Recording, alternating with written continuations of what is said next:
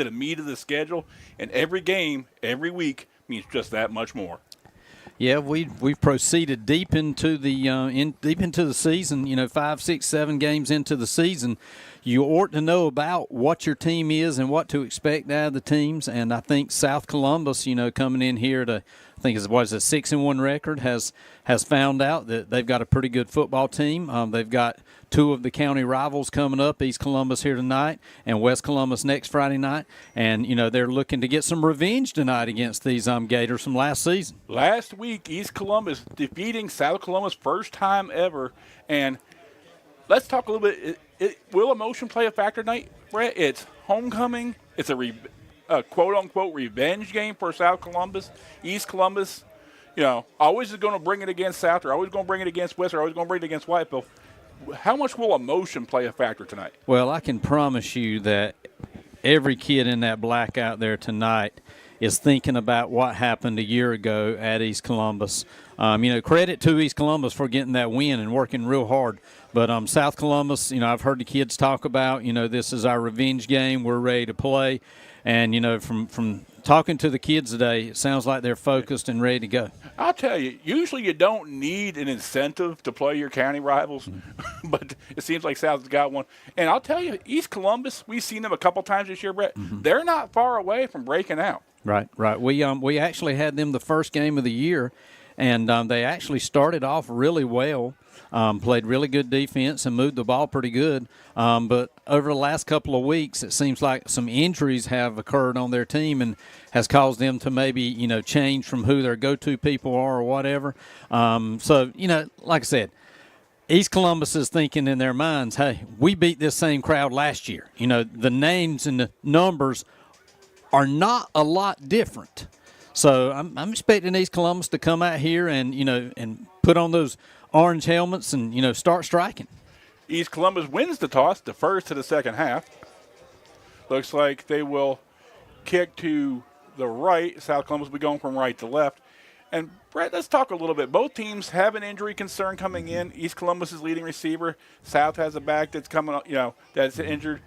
But I think the game is going to be won with the supporting cast. Yeah. One thing that the South Columbus, they didn't know how it was going to react this year was their offensive line. And their offensive line has been playing really, really well over the last couple of weeks. I think last time we were here doing a game, we saw school history with a walk-off field goal to win the game.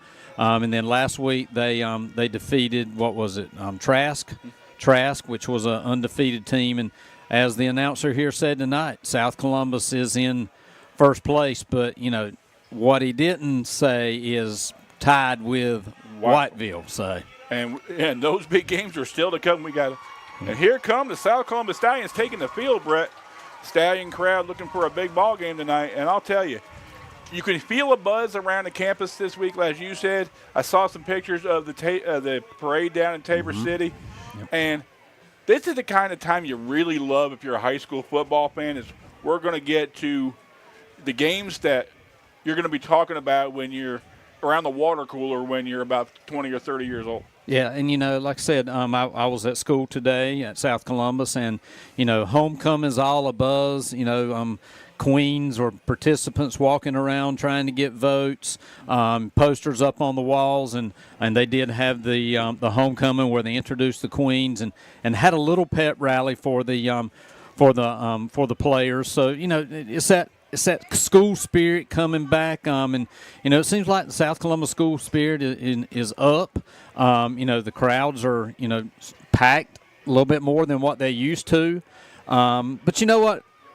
East Columbus is here to win a football game. They could care less about homecoming, what's going on. The first thing East Columbus would love to do is to spoil this homecoming for these Stallions. Fred Pedro's season, could be made with his East Columbus Stallions, showing the growth, as he said in the beginning of the year, incrementally week after week after week.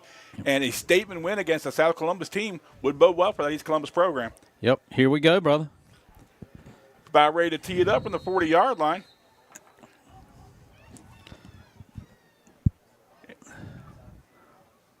There's an onside kick there. It looks like it was recovered by South Columbus on about their own 49-yard line. By number 6, and that is Rylan Norris.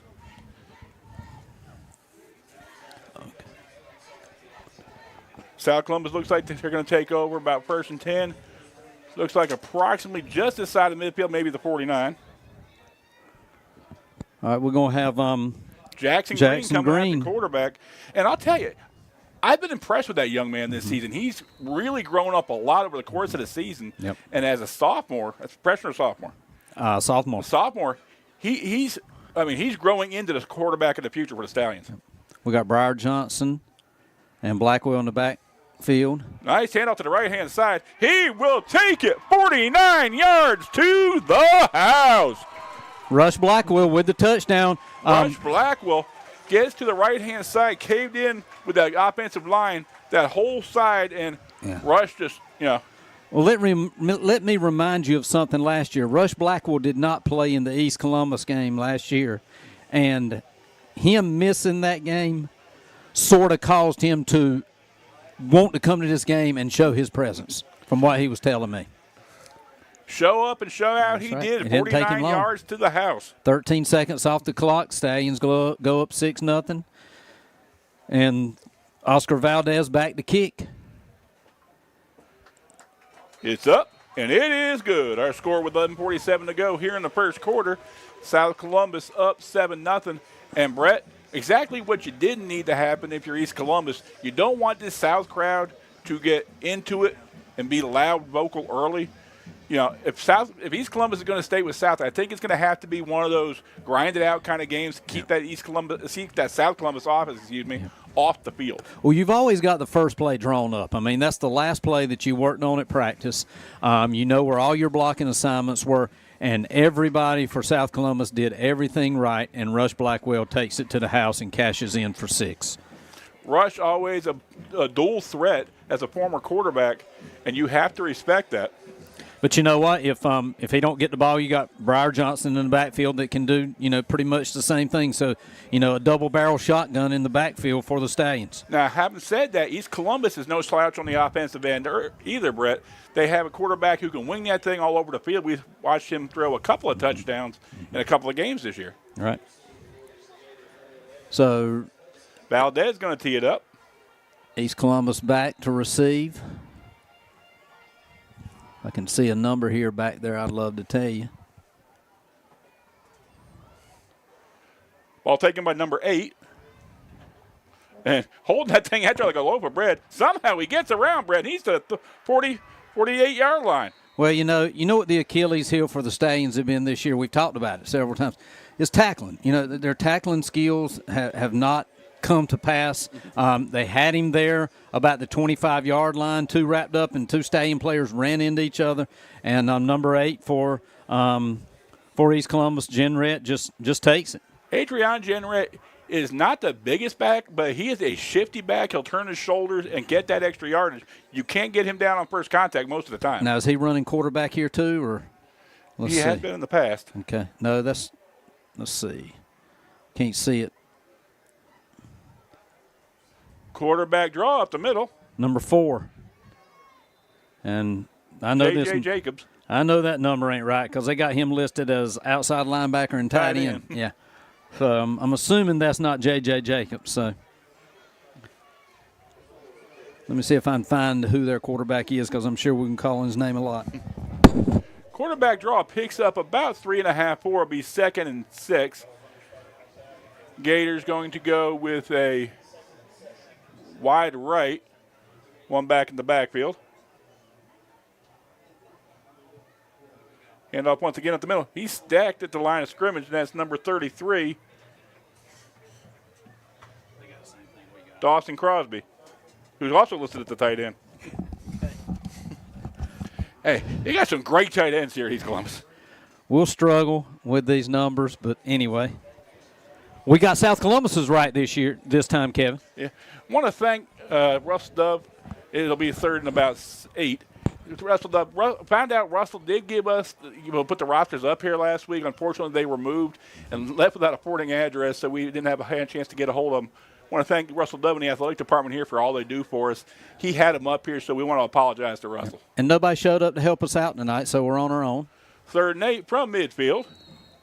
And looks like the play clock gets to 00, and it looks like it might be a delay game. Delay game on East Columbus. That's going to back them up 5 yards. Going to leave it at what? Third and 13. 3rd and 2 sticks is never good. I mean, he does have the passing arm, but I don't know if you want to be, going 2 sticks, for most of the night. David Marlowe in the house, standing up behind me. Great stallion. Future Hall of Fame volleyball coach David Marlowe. 3rd and 13.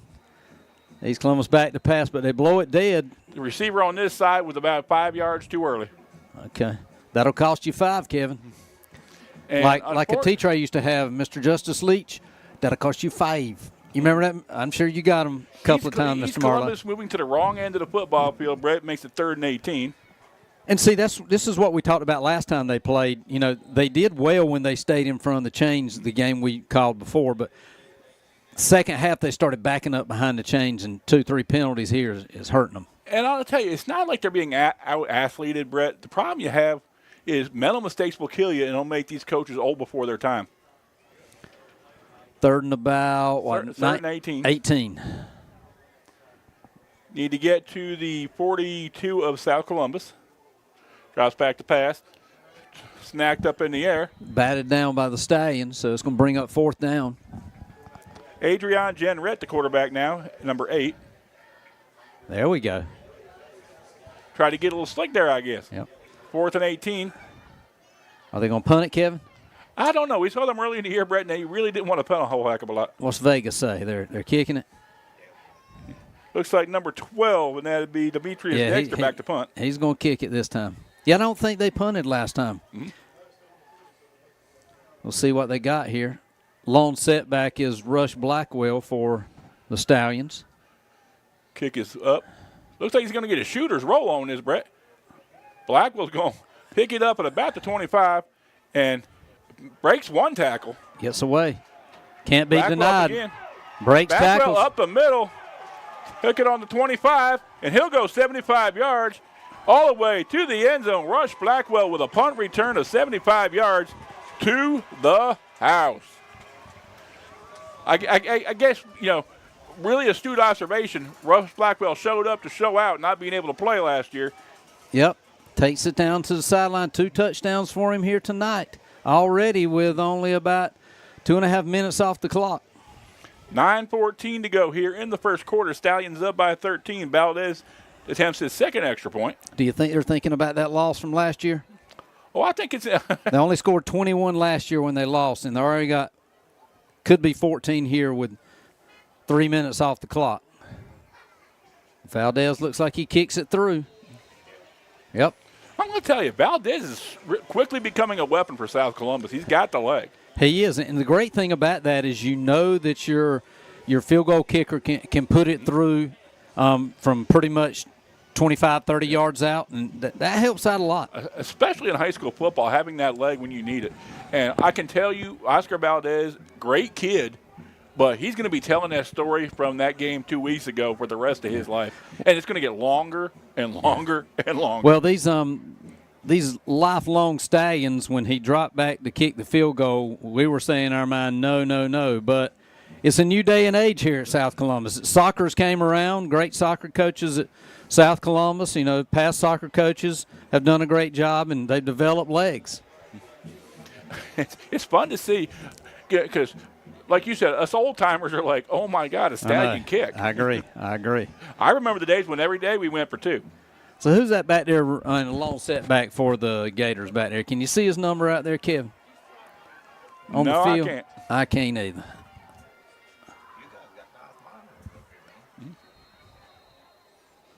See on that thing. Valdez back to kick.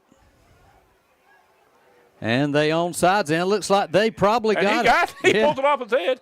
That's a live ball still. Yeah, run it. Or you can't advance that. Can you advance it?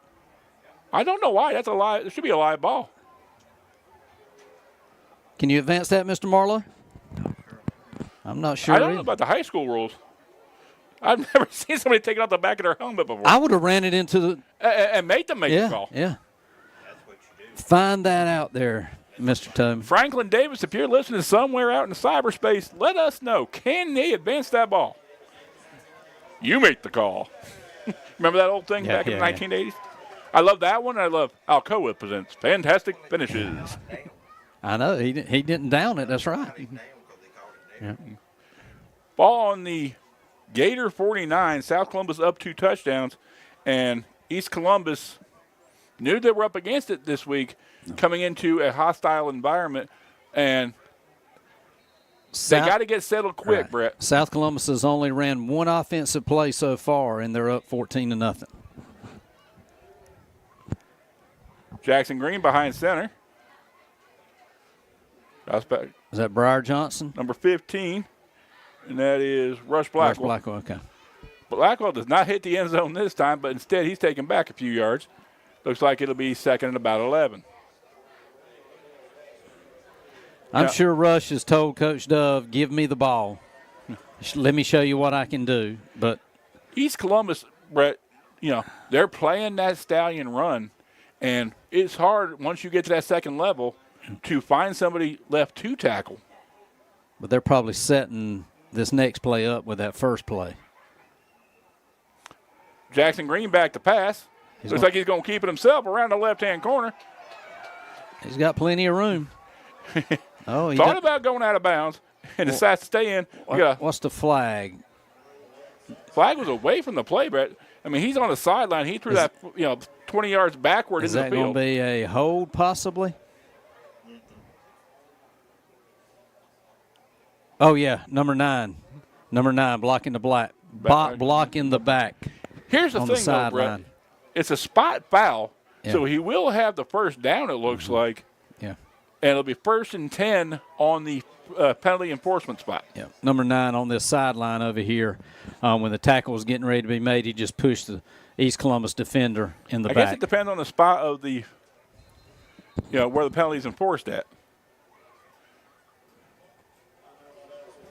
I think he does get the first down because where they're spotting it is on about the 31-32. Yeah, they're holding the chains tight to tell them what happens. Russell Dove just over to check the down and distance spot. I asked Adam Thompson this week if he'd be running the chains, and he said probably not. I think last game here he ran the chains from halftime on. Adam Thompson, a man of many, many, many talents. A renaissance man is Mr. Thompson. He's either here or he's at the West Columbus Whiteville game. No truth is for the free funnel cake and sausage dogs. Probably not. I did have a sausage dog before I left earlier, and I thought about you when I was. I appreciate that. I will be doing the announcing once again for Stallion Classic coming up at the end of the month, the band competition, and I do that not to get paid, but I get paid in sausage dogs, funnel cakes, and the fried Oreos are excellent. Well, I'm not in the art department anymore, so I won't be out here for that. But I was for a couple of weeks. Now I'm in math. I'm trying to fill the shoes of David Marlowe, which is really hard to do. Often imitated but never duplicated, That's right. David Marlowe. That's right. He did give me some pointers, though, and I'm trying to use them in class. Yeah. I believe the words Khan Academy came out of his mouth quite a bit. Probably. All right, South Columbus, first and 10. 1st and 10. Ball on about the 32-33. Inside handoff. Is that a broken play or? Okay, he gave it in the middle. Okay. It's a good fake by Jackson Green there. Yeah, and here's the thing. Driving the pile, keeping your legs going, and that is so undervalued, Brett. Those kids are going to pick up those extra 2-3 yards just by driving those legs. It's those little fundamental things that really make a difference and show up later in ball games. 2nd and 4. 2nd and 4, Stallions trying to establish the offensive line. Be a good time to throw the ball right here. Motion back. Turns forward just a bit early. That was going to be a straight give to the fullback. Inside, that looks like that counter tray the Stallions like to run. But you can't turn up toward the line of scrimmage before that ball is snapped, and that's just what happened. And that's going to back them up 5 yards and going to be 2nd and about, 9? Yeah. And talking to Russell Dove, it's the same thing that, that East Columbus is going through. Is, we can do well if we don't beat ourselves with mental mistakes. And I'm sure Coach Dove is very upset at that because he tries to keep them from, the penalties and, getting behind the sticks. And especially up 14-0, you don't need those penalties. Green back to pass There's the once pass. again. I Hit called as he's it. thrown. Oh, threw it over his head. I knew that was probably coming because, you feel maybe that your offense here can get 8 yards with 2 runs. Yeah, definitely you're on the 32-33, Brett. You're definitely looking at actually, I take that back. You're on the about the 32. You're definitely looking at 2-down territory. You're not going to punt it here. How close do you have to get, though, to maybe consider using Valdez in this spot? You got to get within the 20, I'm thinking. I think a 30-yard field goal is probably his max. But I'm sure he wants to try it. We've all seen those long field goal kicks. And you may see him kick one tonight. Give him a chance to kick one. Counter tray by the Stallions around the left-hand side. That is number 7. Logan Todd over the carry. Todd takes it down into the gold zone inside the 10. I need to get some bifocals over here. Yeah, nice tray play there. Logan Todd carries the mail. And again, it's nothing the Stallions haven't run for years and years and years, Brett. Right. They're just telling you, you know it's coming. We're going to out-execute you, and we're going to make you stop it. Yeah, 1st and goal from the 8. Fundamental football. Read your keys. 1st and goal from the 8. Green brings him up to the line of scrimmage. Motion on the right end. Yep. He fell forward. And again, mental mistakes. And Fred Pedro and Russell Dove are old-school coaches, and that is the stuff that makes Russell Dove, pull his hair out, what's left of it. Daniel Ray sort of got off balance there and caused a penalty.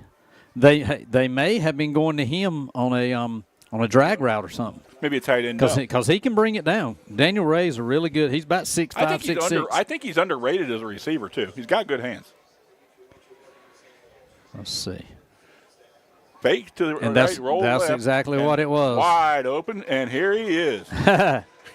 Called it. I can be a football coach. I knew it was coming. Daniel Ray with the touchdown from about 8 yards out. Just you had pretty much 2 drag patterns over the middle. You flooded that left side. There wasn't enough defenders there, and threads the needle. Touchdown, South Columbus. Looks like about a 13-yard touchdown. And quality fakes, and especially when your running game is working, those ball fakes, if you don't stay disciplined, leads to wide open receivers, and that's just what happened. Valdez kicking his 3rd extra point of the first quarter.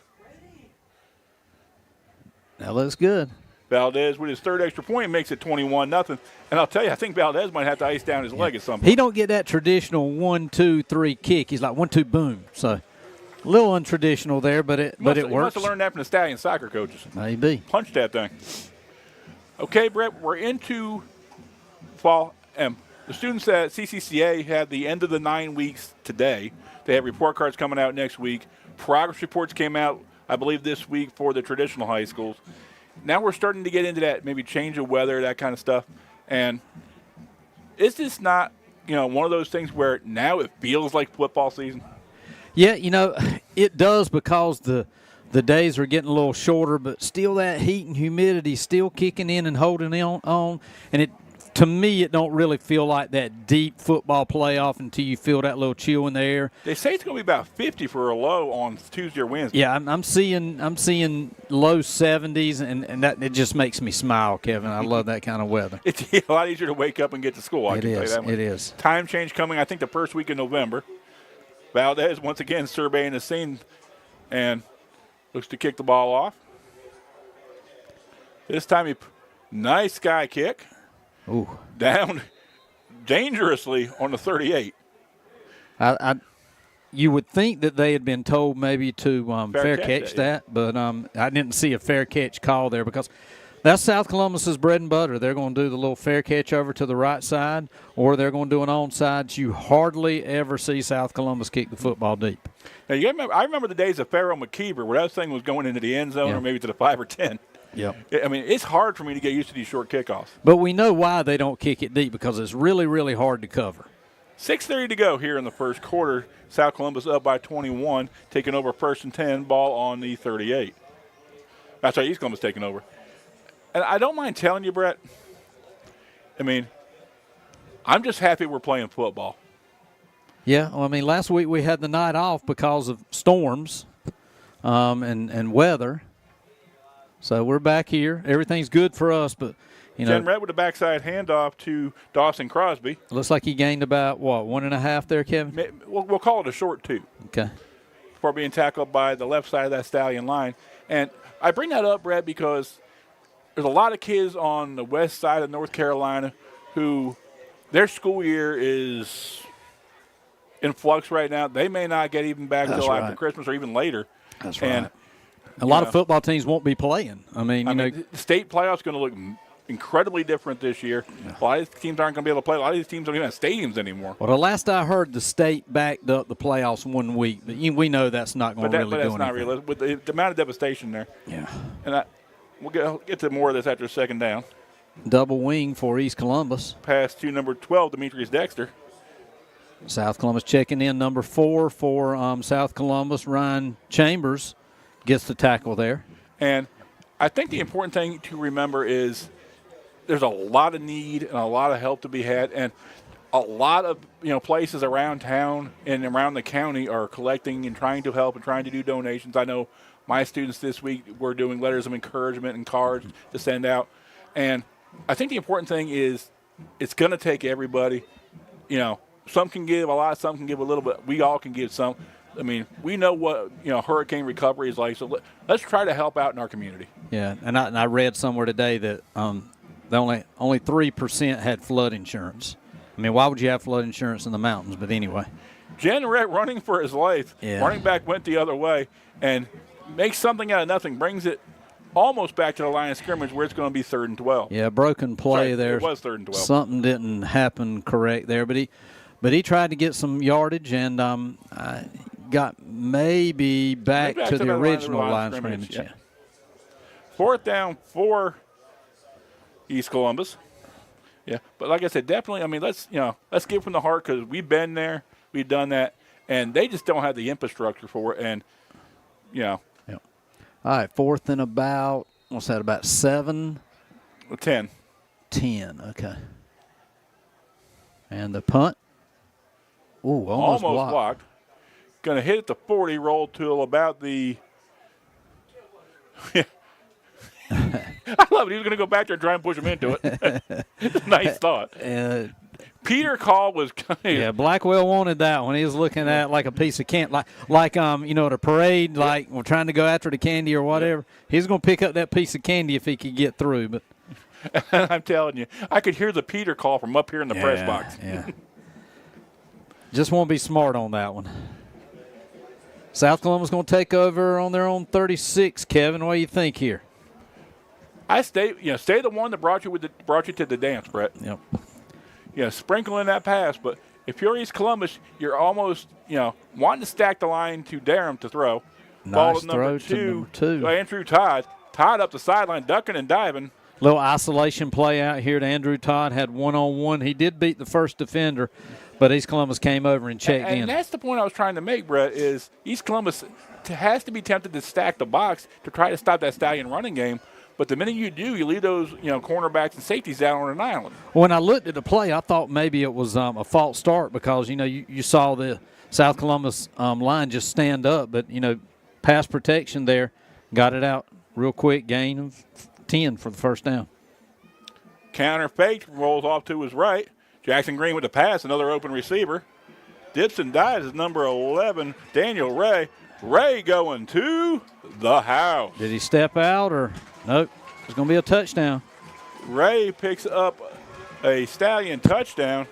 And, Jackson Green threw a bullet over there that time. And Daniel Ray, the recipient of another receiving touchdown. Now, Ray with 2 touchdowns, Blackwell with 2 touchdowns. And a tired leg by Mr. Valdez. Still the first quarter here, Kevin. 4:04 to go here in the first. Stallions up 27. And sometimes, credit these East Columbus kids. These East Columbus kids are keeping their head up. They're playing hard, Brett. Oh, bad snap or something. I don't think they got the. It's generally not a good sign when the East Columbus defender is laying on top of the football before it's kicked. Yeah. So I can't count that as a miss, though, Kevin. I don't think he ever. I don't think that. Let's watch it again here, see what happened. He's like, okay, sort of. And see, that goes back to that little 2-step drop there. They were out of sequence there a little bit, and he went before the ball actually got there. And what needs to happen there, the holder just needs to pick the ball up and just throw it into the end zone. And they teach them that. Or even really throw it out of the end zone, Brett. Yeah. Or, they actually teach, well, we used to back in the day, teach that if it's a bad snap or whatever, the holder just comes and picks it up, and all the receivers go in the end zone and just throw it up, because if you intercept it, you can't return it. So Who is the Stallion holder, Brett? We'll find that out. Is it Blackwell or Green? We'll find that out. Because you got two quarterbacks. Quarterbacks usually are holders. Used to they were, but now they don't. Like in pros used to quarterback, but they don't do that anymore.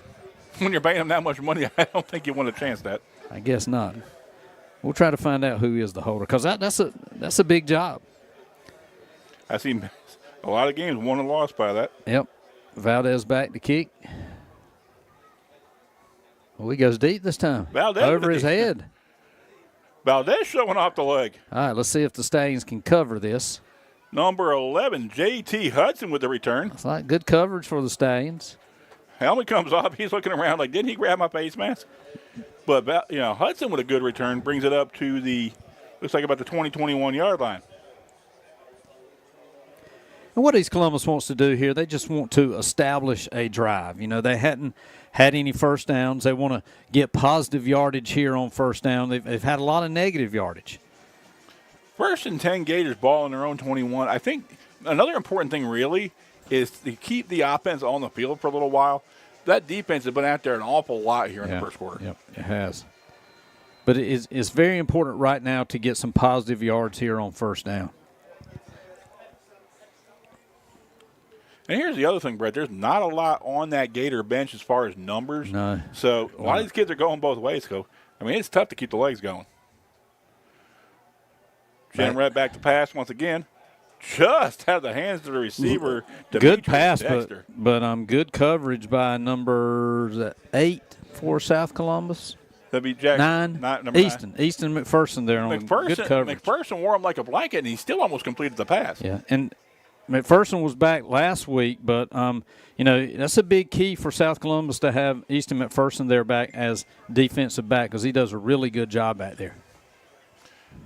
Okay, 2nd and 10 once again. Clock stopped, unfortunately, if you're an East Columbus fan. You kind of want to grind it out a little bit, maybe get some first downs, and just give that defense even just a little bit of a break. But, nice pass, just really good defense by McPherson. Jen Red's got an arm. We saw him throw it several times, with good velocity, in the beginning of the year. Picks up about 2 or 3 yards. It'll be 3rd and about 8 or 9. Time ticking away here in the first quarter. Was that number 23 for East Columbus there? Nathaniel Howard. Okay. Stallions, maybe it's just me, Brad, but they're starting to look bigger and bigger. Yeah. It's like these boys are growing during the season. Big number 75 in the middle, Davion Williams for South Columbus there. We got 69 in the middle, 68, Shorosky Myers in the middle. Got some big boys in the middle, 51, Xavier Bellman. Once again, Jim Red back to pass. Steps He's forward got into numbers. the pocket. Has the open receiver. Thrown backwards, but he looks like he will have enough to give the Gators a needed first down. Well, they had 2 receivers in the same area. I don't know if that's what they were trying to do, but South Columbus defenders really didn't know what to go to with 2 receivers there. We missed it down here at the bottom, but hey, first down for the Gators. Student cameramen trying to do their best, folks. We know you want to see these things, but those kids are working hard, so God bless them. They'll get there. 2:36 to go here in the first quarter. Ball on the Gator 39, 1st and 10 Gators. Jen Rep back again once again in the shotgun. Pummel the snap, gets a hold of it, rolls to his left, and makes the catch. If at first you don't succeed, try again. Great catch by number 12, Dexter. And Dexter showing some good hands early tonight. Yeah, and that was actually good coverage by the Stallions. Just a real good job of East Columbus getting the ball to the spot and the receiver making the catch. Pickup of 4 makes it 2nd and 6, and again, you're staying within yourself and within your play calling, being in front of the sticks instead of behind it. Jen Retz had two good passes here for positive yardage in the last 2 plays. Maybe he's getting hot. Jen Rett, you don't want him throwing the ball around the field, Brett, because he can get it and he can get it deep. Going to be a delay game again, Kevin? Yep. And once with 2nd and 6 is going to be 2nd and 10 or 2nd and 11. And see, that's drive killers there, Kevin. You know, you're ahead of the chains, you're doing well, you're moving the ball, and then there's that 5-yard penalty. Now, at least we got one first down from East Columbus. They've got to stay ahead of the chains. It's 2nd down. You've got to keep that Stallion offense off the field. Right. But look to Jenrette to drop back and pass, you know, a lot here, trying to get some of these get some points on the board. And we're still in the first quarter here, Kevin. 1 minute and 20 seconds left to go. Jenrette back once again in the shotgun. Quick pass up to number 7, Shareed Phillips. Oh, nice tackle by South Columbus defender number 10. Is that number 10? Briar Johnson on the outside. Number 9, and looks like number 5 also. Okay. Jalen Hubbard. Yep, Jalen Hubbard. I mean, hard to defend these quick passes. You got to come up quick. And that looks like Hubbard. Yeah, Hubbard by himself. I mean, Hubbard's deceptively quick too. I mean, these Stallion cornerbacks and safeties cover a lot of ground quickly. Mm-hmm. But that's what East Columbus wanted there. They wanted some, you know, one-on-one there, but, you know, Hubbard just came up and made the play and kept them to a 2-yard gain. And they know the same thing we do. It looks like we're going to have another delayed game penalty. Hey, you guys it off. Did they not get it off? They blew something dead. You know what I think happened? I think they saw the 30-second, the clock. Call timeout. Did East Columbus call a timeout? It looks like they have. Okay. I think they saw that play clock about to expire and called timeout. And, you know, getting back to what we're talking about here, Brett, you know, you have East Columbus knowing what we know and what we've seen about the Stallions and their tackling, and they're going to put those guys out on an island and said, okay, prove to us you can tackle. And Stallions, to their credit, are letting the catch go in front of them. Yeah. And being sure-handed on those corners. Yeah. And, you know, like I said, and we've said this earlier, and, you know, the Achilles heel for South Columbus over the last couple of games has been tackling. And it seems like they're getting a little bit better at tackling, breaking down and, you know, going to the numbers and holding on. That's one of the biggest things. Just hold on to somebody and wait for your fellow players to come and help you out. And that's what happened there a couple of times. So East Columbus coming back, you know, probably going to see it in there again, Kevin. Here's the other thing, Brett. You're talking about 3, 4, 5, 6 minutes of time elapsed with the Stallion defense on the field and that Gator defense getting a chance to get a well-deserved blow. Well, there's probably only about 3, 4 kids getting the break because the rest of them are probably on offense. There's another flag or something or whatever. Yep. A crew I've never seen before. I don't know any of these guys.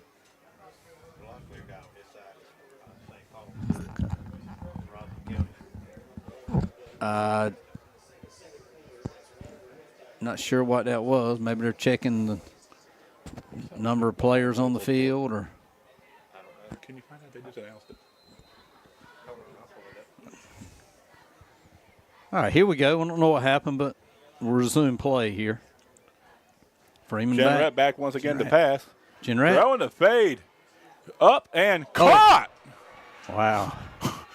Karam's off the first receiver to the second, and all of a sudden, 1st and 10 Gators, ball on the 22. Maybe they mean to put 2 and 3 people in the same area. Watch the end of this reception, Brett. That might be what they need to do. A tip drill going to your man, so hey. And that's why you run those drills. That's a play pickup of about, 40 yards there, Kevin? At least. On South Columbus's 22-yard line. Not only does it keep a drive going, Brett, but it changes field position in a big, big way. Yep. And breathe some life back into the Gators. 1st and 10 from the 22. Gains about maybe 1 yard there. South Columbus checking in. Whole bunch of black jerseys. And that will be the end of the first quarter, Brett. I got a second quarter score. It is 28-0 Whiteville over West Columbus at this point. Got to thank David Marlowe, our crack statistician, for letting us know. I did find out that Damon Williams, the kid that scored the 4 touchdowns last time we were there, actually had, I think, a separated shoulder or something like that. So he is out. He will not be playing. And there's actually another big piece of the West Columbus offense that is out also, and I learned this from some of the West Columbus faithful. So, injuries are prone over there at West Columbus, but, it was going to be a tough task going against the Wolfpack. And it's one of those things where every year, you could have even the same talent, Brett, and it'd be a totally different year. One kid gets hurt, two kids get hurt. And that's the nature of high school football. You could have, West Columbus this year changing over talent, changing the guard. There were a lot of seniors last year leaving to go on to college football. Yep. And going through their growing pains again. And these things tend to cycle through. Yeah.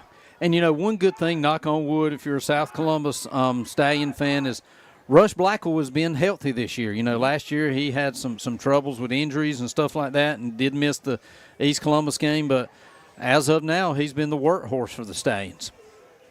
1st and 10 for the Gators, ball in the 22, and a quick change of scenery for the Gators.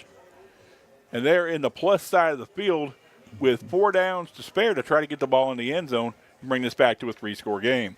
Key here, Kevin, is staying away from penalties, especially in this what we call red zone. Mm-hmm. Again, obviously you're going to go, 4 downs. You've got to work your way back into this ball game. Yeah. But you got to establish some kind of rush too, Kevin. The passing game looks pretty good, but there is no rushing game for the Gators. Motion left, comes back around, fakes it and back to pass. Wide open is number 33, Dawson Crosby. He's thrown out at about the 2. South Columbus going to have to make some adjustments, tackled by number 15, Rush Blackwell over there on the left side. But I'm telling you, Brett, he was from here to Whiteville by himself. Was that the back out of the backfield? It was. Okay. So it's going to be first and goal, ball and about the 2.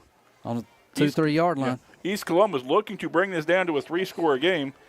And I guess Elliott says, you know what? We're just going to do what we got to do. He gets knocked down. Jacobs knocked down at about the 1. Be 2nd goal. Another another South Columbus legend in the press box.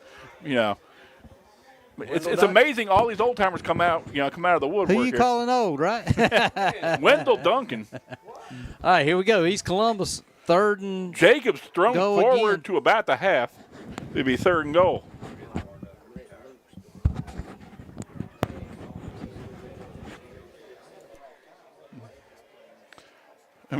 You can't get much closer, but East Columbus looking with 2 downs to get the ball in the end zone.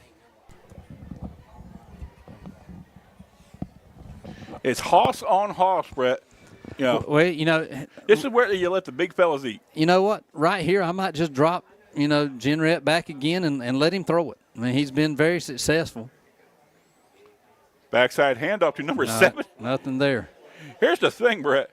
The ball was handed off to number 75, it looks like. Is that the outside linebacker? He could be a tight end, too. Number 70. No, I think he's still on the ground there. Oh, okay. But, if I'm East Columbus, I'm throwing the football. That's how you got down there. That was number 75, Jabri Dixon with the carry. Okay. You're going to go for it here. I'm really going to pass it, Kevin. Your passing game's done well. I know it's tough to pass in the end zone there, but, like you said earlier, dance with the one that you took to the dance. That's right. Unfortunately, it's 4th and 2 on the 2. I know. And it's been on the 2 for the past 3 plays. So. Maybe a naked boot here, Brett. Or the tush push. There you go. Let's do the tush push. Can you call it a tush in high school? I guess you can. I don't know. They can fire me. Jenrette back in the shotgun now, Brett. There he goes. Oh, underthrows it. And here's the thing, Brett. You don't lose a lot there, because you got to go 98 yards to score a touchdown after South Columbus. But just the difference from being under center and back in the shotgun again might have thrown that thing off. Yeah, but you know what? If you're East Columbus, that's disheartening because you got there to the 2-yard line with 4 downs to go, and you did not move the ball any at all. I'm just going to give it Jenrette, throw it in the end zone 4 times and see what happens because they hadn't established the run game. And if you're looking at the Stallions, going to load up on that run, say, hey, okay, prove to us you can cover us and still do that. Yep. Here we go. Stallions going to take over on their own 4-yard line. Green once again, hands up off the middle. Gets about what, maybe 1 or 2? Maybe a couple. That was number 10. 10, Briar Johnson with the carry. Briar with the carry. Stallions, they don't have that jet kid that's going to run, a 4.340, but they got 3 or 4 really strong running backs that, are just going to pound you and pound you and pound you. Yep. And maybe it doesn't show up in the first or second quarter, but by that fourth quarter. And those are 2 strong kids. You see them walking down the hallway, you can tell they're strong, work hard in the weight room. Green once again back to pass. Pitts it about the 23, 24-yard line. Gets loose. And he's going to hit a long way down the field. Slows up, throws off a tackler, and into the end zone. Daniel Ray again, Kevin. Daniel Ray with his third, and that was about. Is there a flag? And we are coming back. Holding on the offense. And a 98-yard touchdown, Brett, is coming back a long way. And whoever that is talking to the official, they sure don't agree with it. I don't know if they called it on them or whatever, but if we got a replay, I'd love to see it again just to see if we could pick it out and see where it is. But, that erases a huge gain. But, Brett, you're looking at that was 98 yards to the house, and that's a long, lonely walk back from the far end zone. Well, when he rolled out, when he rolled out, he got away from one tackler, and then he hit it out there and to that sometimes happen when Daniel on those Ray. roll. When you see him coming that way, it's hard not to reach around and hook. Yep. Well, let's do it again. Disheartening if you're a Stallion fan, but you're thanking God for the referee that saw it if you're a Gator fan. Is that going to be from the 3? Roughly the 3, yes. Okay. Green once again under center. Jet sweep for the Stallions. Coming back the other way is number 15, Rush Blackwell. Rush Blackwell. Blackwell ducking and dodging, still up on about the 28. He's tough to bring down, Kevin. 25-yard rush for Rush, and he'll make it a 1st and 10 Stallions. It's his senior year, Kevin. He's worked hard over these 4 years, and he's just ready to shine. He's been the go-to guy, all year long, and it's paying dividends for him. And he, like you said, he's been waiting for an opportunity like this, knowing what he missed last year. 1st and 10 Stallions, ball on the 28. Once again, jet sweep for the Stallions, taken by number 7. Logan Todd. Todd takes it close to midfield. They down on about the 48, where the Stallions will take over 1st and 10. Stallions, once again, not out quicking you, but they're just pounding and pounding and pounding. And I think that's serving them well, knowing that if we just stay within ourselves, we can be successful. Number 85, Gabriel Green on the tackle on the left side for East Columbus. And the one thing those jet sweeps do a lot, Brett, is they take those big fellas on the front lines, and it really gasses them trying to go laterally back and forth.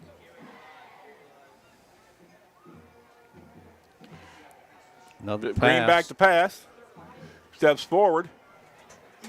Intercepted by number 12, Demetrius Dexter. Dexter, right place, right time. Just throwing into traffic there a little bit, Kevin. It really wasn't there. Maybe you should have hit the underman flashing across the middle there. How hard is it to teach a high school quarterback, Brett? Sometimes you don't have to make that hero throw and to just maybe go ahead and throw the ball away. Yeah. Well, and that's probably a play. You're up 27-0.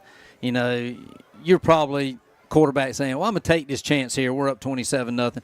And you can probably understand that. I'm sure in a close ball game or whatever, that's probably a throw that he would not make, probably tuck it down and run it. But intercepted. East Columbus gets the ball back on their own 20-yard line. 20-yard line. 1st and 10 Gators, ball in the 20. Quick change of possession.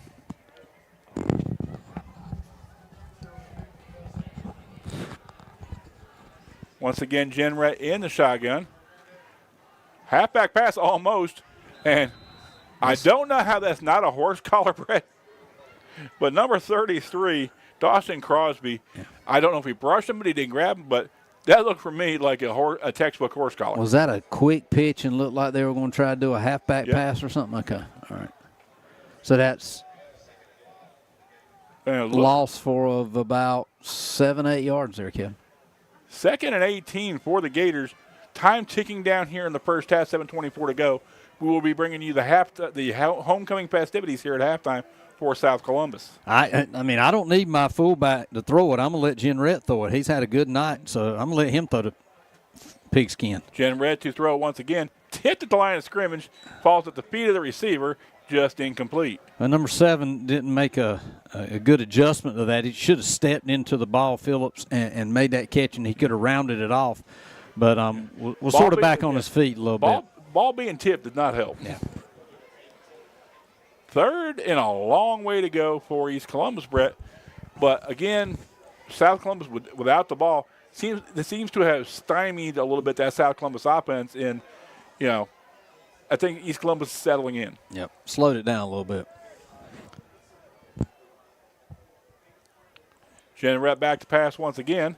Going to draw up the middle, and he's got a ton of playing field to go. Brings it all the way back to the 24. I think they missed a hold on the left side there. It looked like one of East Columbus players tackled South Columbus player. But anyway, here we go. Still going to bring up 4th down if you look on that left side over there. Number 63. Yeah, that's a hold. Just a little bit. I don't know if you call that mutual combat, because I looked like they both had to hold each other Lord, at that point. Lord. It's like who's holding both of them. Yep. And they'll probably just let it go here, 27. On the upside of that, Brett, you got a lot of that back, and East Columbus not punting from from inside their own 5. Once again, back to punt.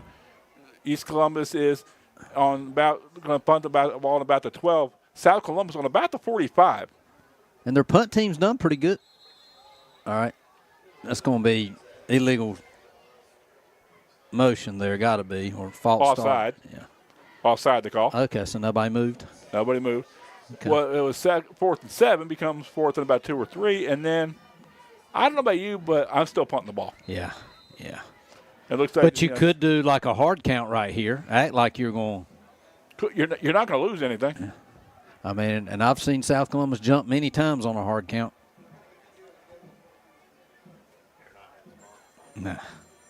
Ball is kicked. Tipped, and on about to, and taken for some reason, and return about another 5 yards.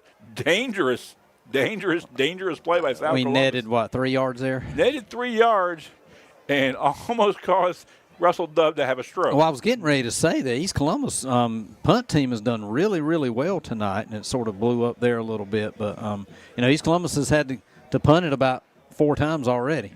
On both sides there, that's enough to give your special teams coach a stroke. So South Columbus going to take over on their own 30-yard line. No, on the Gator on the Gator 30-yard line. You're right, my fault. That's why we pay you the big bucks there, Kim. South Columbus on that backside counter, taking the ball. Rush Blackwell up the middle, touchdown. To the end zone off the hit, goes into the end zone. Rush Blackwell has his 3rd. There we go. Blackwell with 3, Ray with 3, and it is now a 33-0 score. It's like he came up with some turf in the face mask there a little bit where he went down. The hit right there propels him into the end zone. Yeah. And to give a quick plug to the Columbus County Fair is what happens when you practice bumper cars when you're little. There you go. Are you going to ride the bumper cars at the fair? With my neck surgery, I've been advised not to do anything like that. If you do, take a video. I want to see it. I can't do the bumper cars anymore, and I can't do the roller coasters anymore. Really? I have a plate and 6 screws in my neck. Okay. Well. And they've advised me if I don't want to be a quadriplegic, I might want to avoid those kinds of activities. Going for 2 up the middle, number 10, Briar Johnson. Johnson picks up the 2-point conversion, and our score with 5:20 to go here in the first half. South Columbus 35, East Columbus 0. Speaking of the fair, that's next week, right? It is. I've actually got some poetry club kids and the poet laureates from Columbus County going to be doing some reading about 3 o'clock. I know Kelly Jones usually has the choirs there and the dance teams from all the area high schools there. Get a chance to get out there. And You know what day it is? Saturday, I believe. Saturday, okay. All right. Saturday at 3. Check out some poetry. Your kid's going to be reading it, right? Not you. Or I think I shall never see as poem as lovely as a tree. Or hark what light through yonder window breaks. It is the East, and David Marlowe is the sun. That's all I can remember of any poetry or Shakespeare from high school. I know several of them, but I can't repeat them on the air. Yeah. They all start with, there once was a man from Nantucket. Okay. I remember our English teacher would throw on that record, and that room was about 120 degrees in the morning and just knocked you out. Now, it ain't true to the fact that you were taught by Peggy Smith? No, I was not. She was at Tabor City. I was at Williams Township. Uh-huh. But I would have been. Going to be on onside. Oh, he touched it early. No, he didn't touch it early. I think he was offside anyway, but no call. Yeah. I think the referee here is standing right at the 50 and going to give it to him where they touched it. Mm-hmm. South Columbus touched it before. But isn't that supposed to be a flag? I believe it is. If you touch it before 10 yards? I don't know. I think you're just taking it on sheer principle. I mean, you can't touch it within the first 10 yards, right? That is correct. So evidently he did. That's why they're down in it there, right? Yeah, but that is supposed to be a flag, too. I know. Okay. I've seen enough football to know that much. Yeah, me too. Well, if you watch the Cowboys a lot, you see a lot of flags. Oh, sorry. I didn't mean to say that. That hurts. That hurts deeply. Are you still on the bandwagon? Of course I'm still on the bandwagon. Okay, all right. Just I'm one of those people, Brett. Dak said, you can get off the bandwagon, but anyway. I've been a Cowboys fan since I'm a little kid, and sometimes you got to ride a lot of rough seasons. Chin Red running for his life, gets the ball out, receiver in the area, incomplete. One of those things. It's kind of like it's being a Carolina Panther fan. Sometimes you got to find yourself through a couple of lean years before you get 2 or 3 good ones. Yep. We better get back to this because we know that we don't want to upset Franklin. Somebody's listening, so we better get back to it. So 2nd down and 10 for the Gators from about the 48.5-yard line. Mm-hmm. I'm going to call it the 50, make it easy. 49 and 1/4. 2nd down. And Jen Redd, he's had less time to pass in the pocket in the last 2-3 possessions. Backside counter fake. Jennerett's going to throw the ball. Just not anybody open on that short side of the field, incomplete. So now you're seeing him get out of the pocket a little bit because of the pressure coming for South Columbus, and they're picking that up. If that roll is going to work for him, I think the problem is you're rolling to the short side of the field, and it just gets so congested over there. Yeah. You run out of real estate over there. Grass looks good, though, Kevin. It does. It is 3rd and about 10 on the 49. 49.25, we'll call it. All right. I'm going to call another pass, Kevin. Jen Redd's going to pass here. Jen Redd throws the ball. Fade pattern. Knocked down by a South Columbus defender. What do you see there, Kevin? Number 9.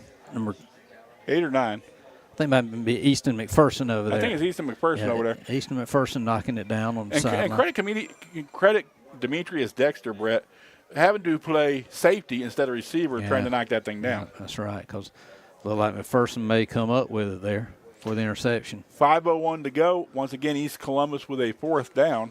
But this time in South Columbus territory, having taken 4 or 5 minutes off the clock. But the lack of the run game is what has caused your offense to sputter a little bit, and that's what's happening here for East Columbus. High snap corralled. Much better punt this time. Punter's roll, taken on about the 17. Rush Blackwell picks it up. Flag in the backfield. Blackwell's going to take it from the 17 to the house. And it's going to come back. But we're all going to be walking back this way in just about a second. Yep. And, that was a needless block there, Kevin. It was behind the ball. Blackwell had already passed. And that's going to make it awful lonely, in the film room on Monday. Yep. Good call. I saw it happen. And, that would have been Blackwell's fourth. Yeah. But you're looking at right now, Brett, you've had an 83-yard and a 91-yard, 92-yard touchdown called back on mental mistakes. And that drives old school and coaches who really, really care about discipline that will drive them into an early grade. That's probably where you have that one-on-one meeting with that player and say, hey, I want you to take a look at this film here. Cost us a touchdown. So, and like I say, I don't even know who it was, so it doesn't really matter. But South Columbus is going to take over, but a flag on the play. Looks like we're coming way back. They're still bringing the ball back. So that's going to be about a 90-some-yard penalty, as you call it. So, actually, but I guess while we got a moment or two here, I'm actually starting to work on next week after, starting to get ready for basketball season. Okay. Got to go ahead and get those schedules from the schools for basketball season. And believe it or not, Brett and I will be starting late December, probably early January, with Columbus County High School basketball on Friday nights. Did you ever give me a response on the game I asked you about if we can cover, the Lumberton South Columbus game? Did you ever? We haven't even set the schedules yet. Okay. But it's early, though. The question is, the problem we're going to have, Brett, is we might be able to do it without the video. Hard to ask students during finals time to take time away. I know Connie Falk has her competition scheduled and everything. I'm not even sure what date that is or what night it's on. Brett and I, will definitely want to do it. We might have to do audio only, but we are definitely going to try and make it.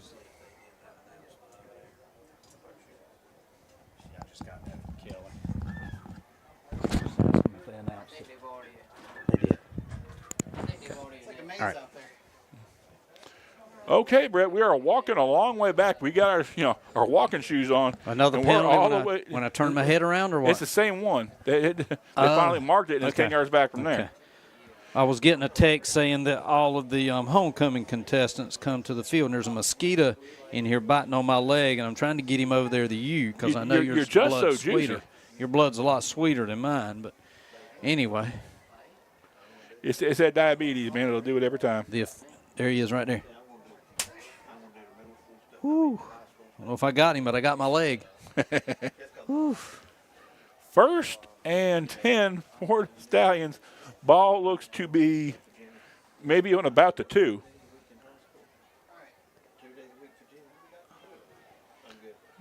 Ball taken through by number 10, Rush Blackwell. No, that's Briar Johnson. Briar Johnson. Johnson gets the ball out of the corner of the Stallion end zone, moves the chains. With 4:29 to go, it is now 1st and 10 Stallions. Ball on about the 13, 14-yard line. South Columbus going to try to do their best to score before this time runs out here, and they've got the offense to do it. Just plenty of time here. Just you got to keep the chains moving. Don't want the penalties to step up and bite you. Ball on the 13. The only thing that hurts you here if you're a Stallion is a turnover, I think, Brett. Backside counter once again. He'll take it on the 13. He's up to about the 24, 25-yard line before being stopped, and once again, a first down Stallions. That's number 7, Logan Todd there.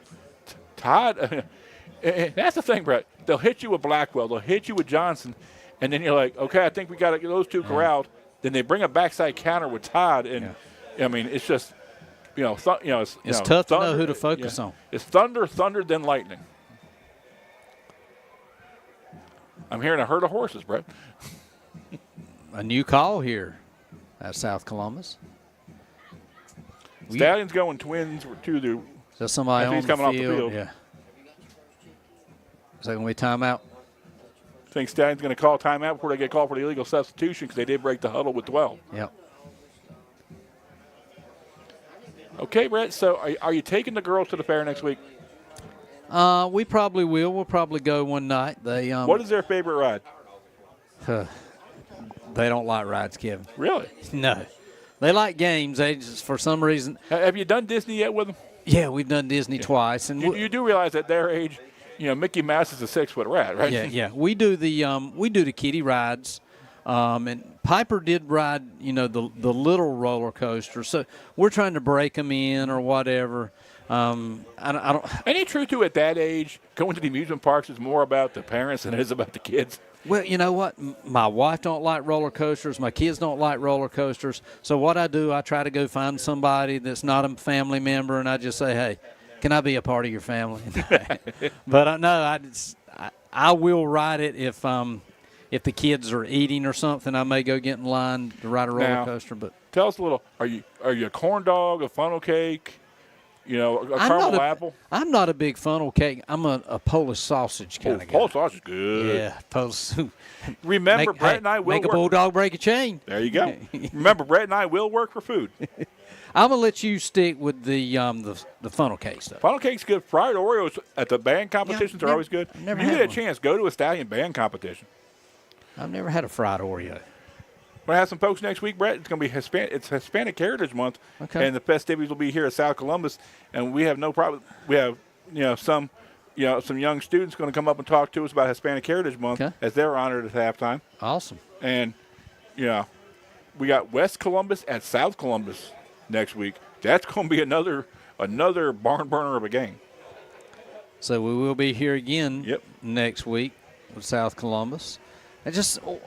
I'm trying to figure out why is stuff so slow, or the officials and the coach over there for East Columbus are having some kind of discussion. And I don't think, whatever it is, he's not happy about it. Yeah.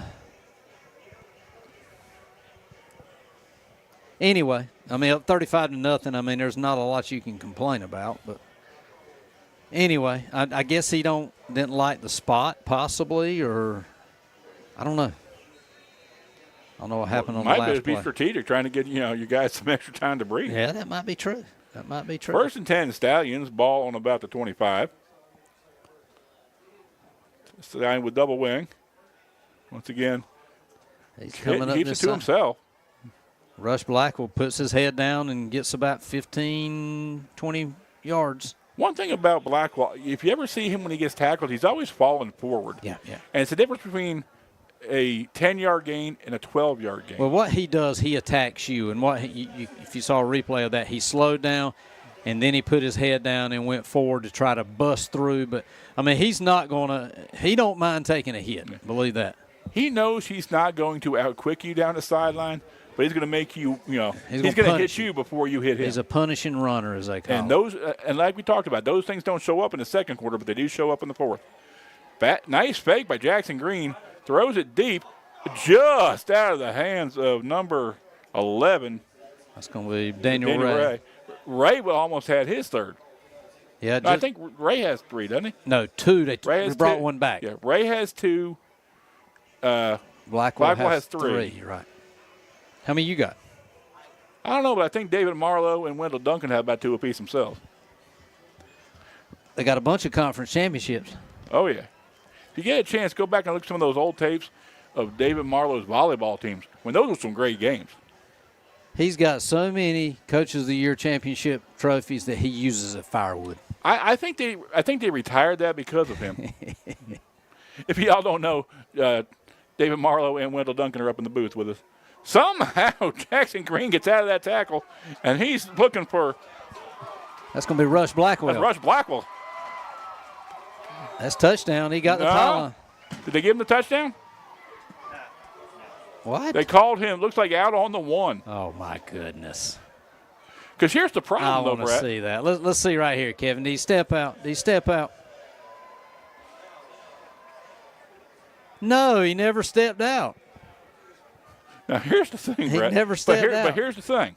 You got 2 things. You can either call him out on the 1, or you say he fumbled the ball going into the end zone, and it's a touchback. Now, maybe. I didn't see that fumble, but he did leave his feet in bounds and hit the pylon. That in itself was supposed to be a touchdown. But did he fumble it after he knocked the pylon down? I think that's one of those things that you have to carry through the act. Well, once it breaks the plane, it's a touchdown. Jumping into the end zone is number 10. Briar Johnson. Johnson picking up his first. Sharing the wealth out there for the Stallions. But I don't think that he went out of bounds. I looked at it, on that replay there, and I'll go home to – let's look at it again. Did he – well, sorry, guys. Well, I guess you have to watch it tonight. One more time over there. Hey, Camden.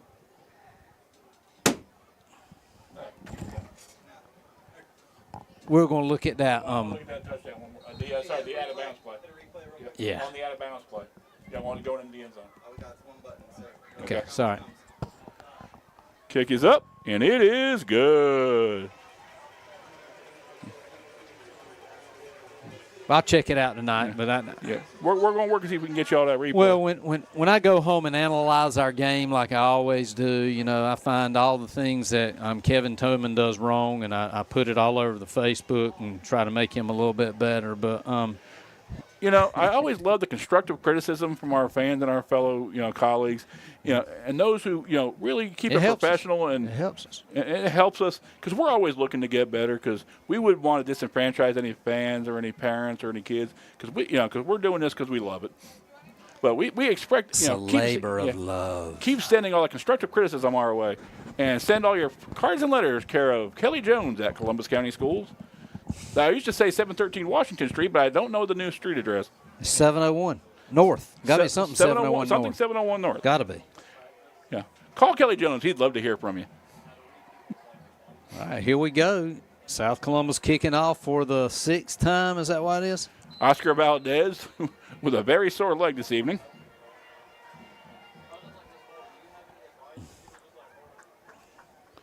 Stallions with the second deep kick in a row for the first time in a long time. Nice kick, and it. Taking on about the 10. Running for his life is number 11, J.T. Hudson. I think it's around the corner. Picks up about 4 or 5. Ball will be out of bounds on, looks like about the 15. 2:10 to go here in the first half. What do you try and get something here, Brett? Do you try and force the ball, or do you just say, let's get in at half, let's run this clock out, and let's see what we can make our adjustments at halftime? Well, you got 2 minutes and 10 seconds left. You got a quarterback that can get it down the field.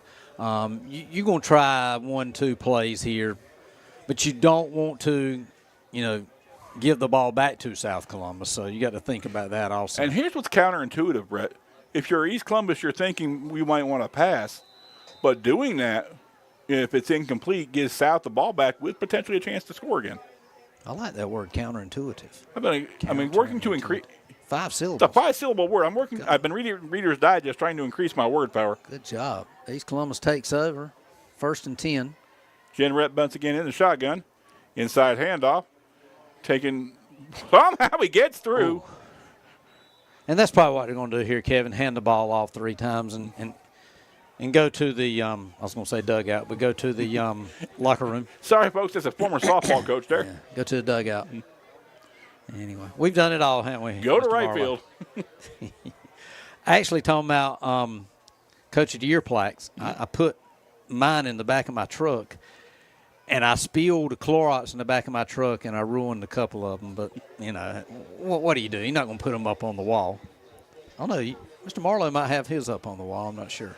He don't have enough wall space. I wondered, does he have a man cave?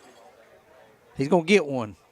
He's getting all the kids out of the house. Backside handoff once again, taken for about a 2 or 3 yard gain where it'll be 3rd down. His son Landis just got married, so he's got one kid out of the house, so he's turning into a man cave, right? Congratulations to the couple. That's right. Where are they honeymooning? Kentucky. One of those scenic hot spots. There you go.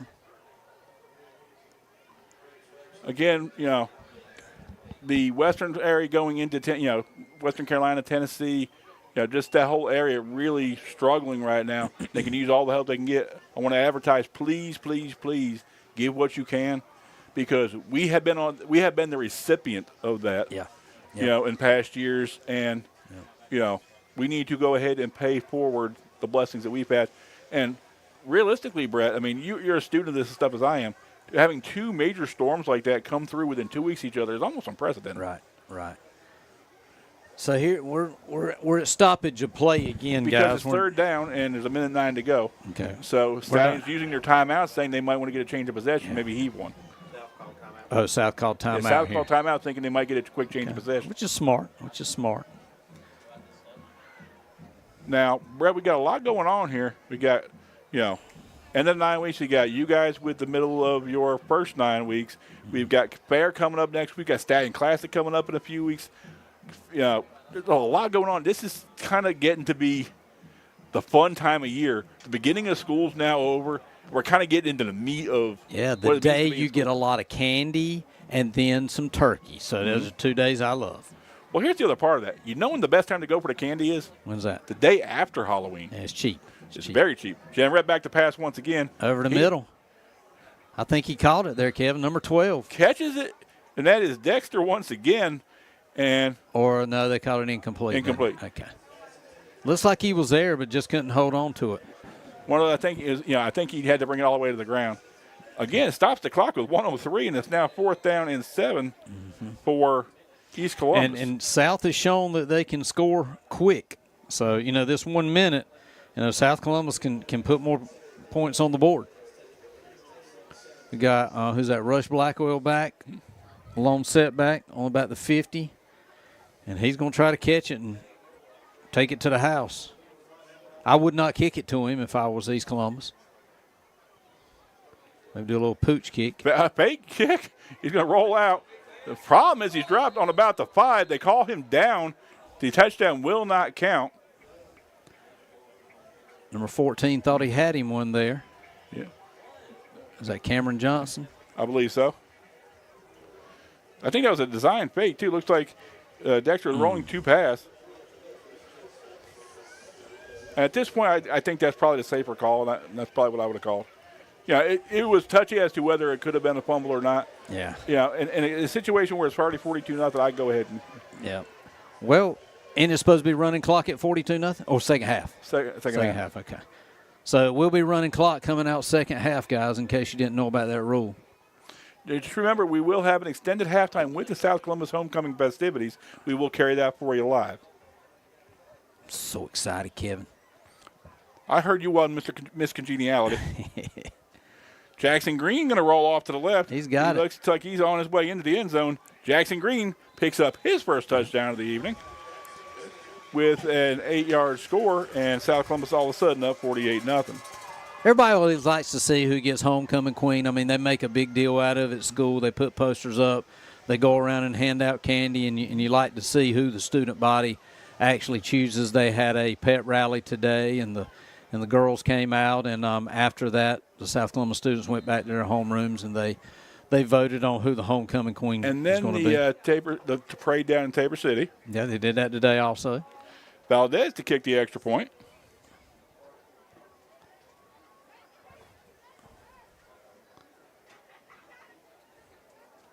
Kick is up. And Good. it is good.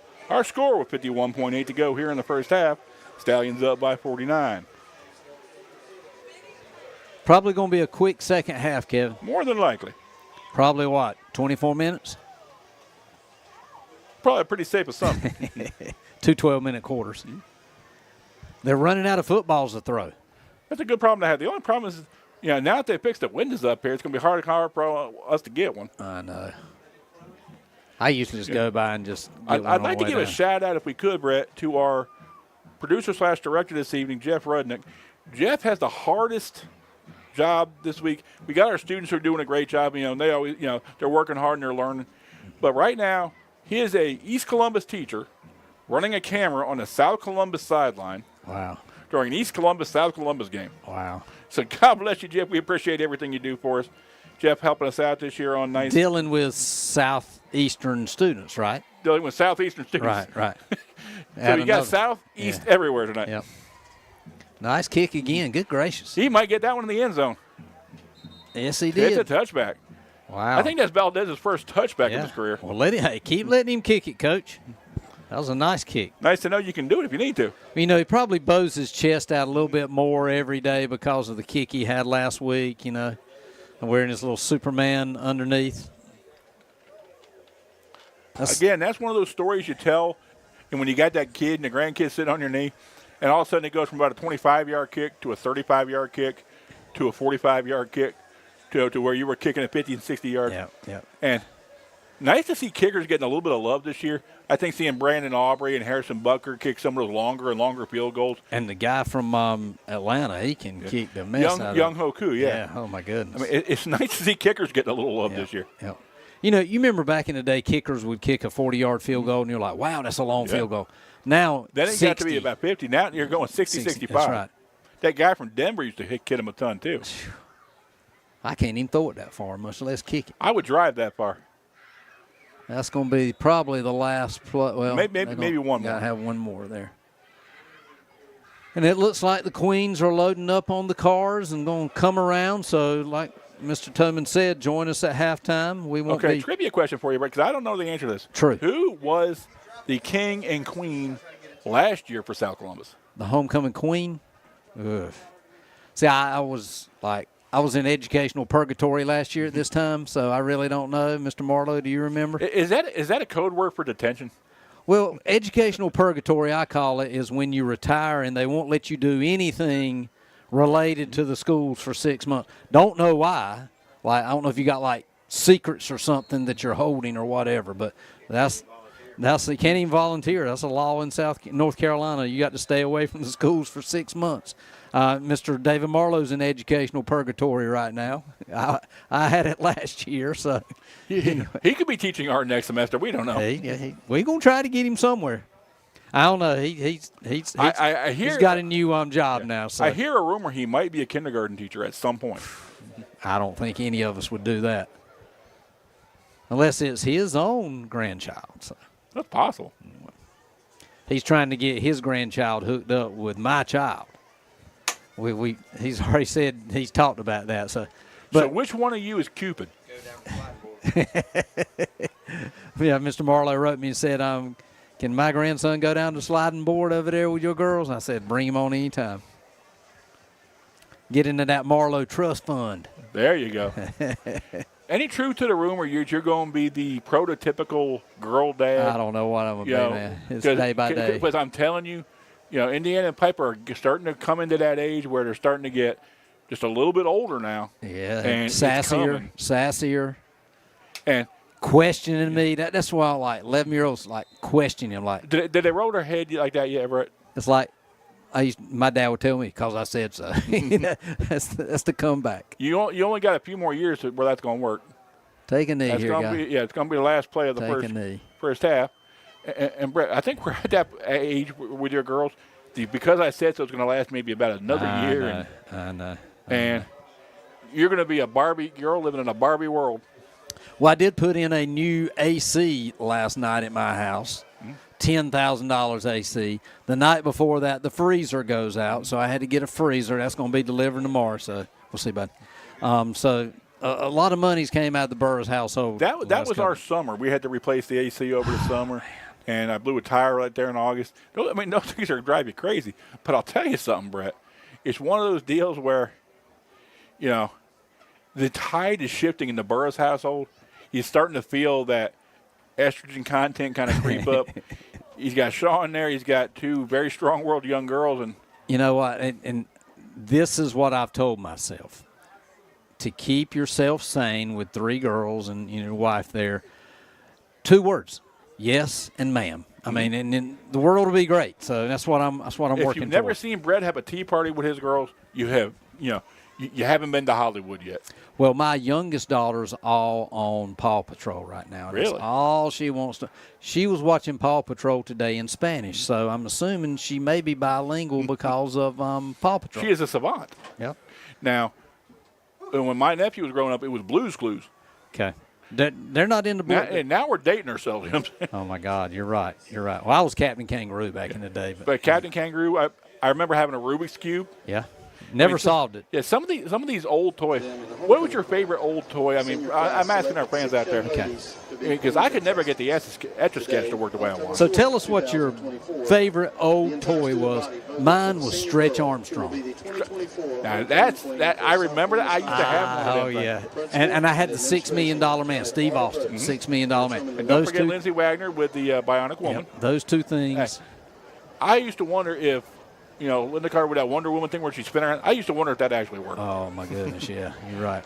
I actually watched some of those. Maybe it was the outfit. I don't know. I watched some of those not too long ago. It was on some channel or whatever. But actually, I remember the song, and I was getting into it. But and yes, I still have the A-Team on my Roku. Oh yeah, I got those binge watching. Quantum Leap. Quantum Leap. I got that one too. Oh my goodness, Quantum. Well, let's quit talking and let's let fans watch the. We're going to give you guys a brand, an experience we don't often give you. We're going to come off the air and let you listen and watch and observe South Columbus homecoming here in Vinegar Hill.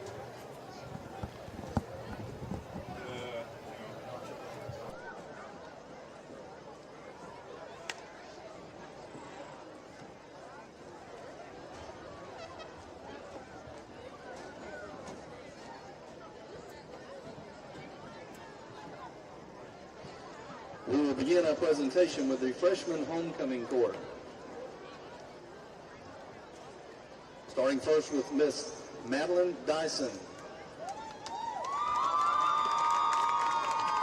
Madeline is the 14-year-old daughter of Brandon Dyson and Erin Northam. She is currently on the South Columbus High School Showstoppers dance team. She is also a member of the Stallionettes Club and loves to spend time with her family and friends. Madeline says the thing she loves most about South Columbus High School is how nice the people are and all the opportunities that she has been given. Madeline will be escorted tonight by Mr. Jacob Godwin, a sophomore at South Columbus High School.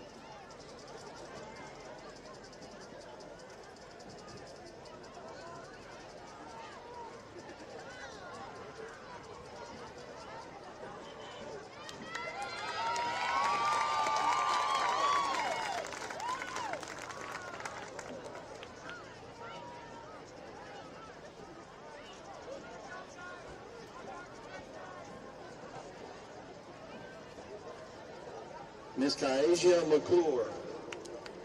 Kyasia is the 15-year-old daughter of Shamir Young and Kawan McClure. She is currently in JROTC. She enjoys playing softball and basketball. She was the Beta Club president and won the DARE essay at Tabor City School. She loves to write poetry and is in the process of writing her own book.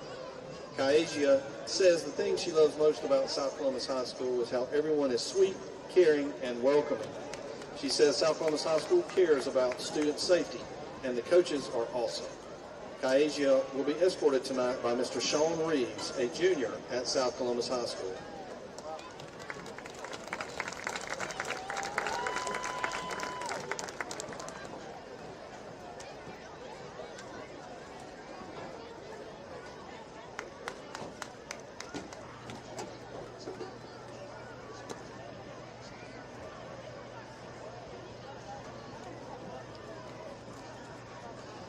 Miss Maya McKinney. Maya is the 15-year-old daughter of Brandon and Mary McKinney. She is a junior varsity cheerleader and is a former Beta Club member at Tabor City School. Maya says what she loves most about South Columbus High School is that the teachers are caring towards their students.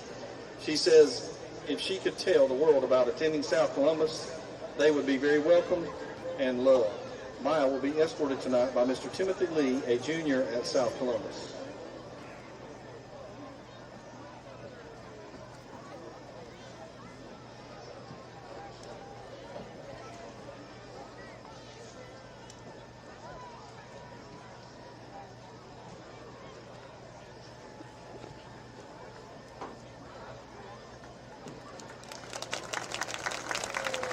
Now moving on to our sophomore homecoming court, Miss Anna Grace Bullard. Anna Grace is the 15-year-old daughter of Kevin Bullard and Kelly Beck. She is a South Columbus JV volleyball player, sophomore class treasurer, and a member of the Beta Club. Anna Grace says what she loves most about South Columbus is the strong sense of community and how everyone feels like family. The teachers genuinely care about our success and go above and beyond to help us reach our goals. She says there are so many opportunities to get involved in sports, clubs, and activities that make high school life exciting and fun.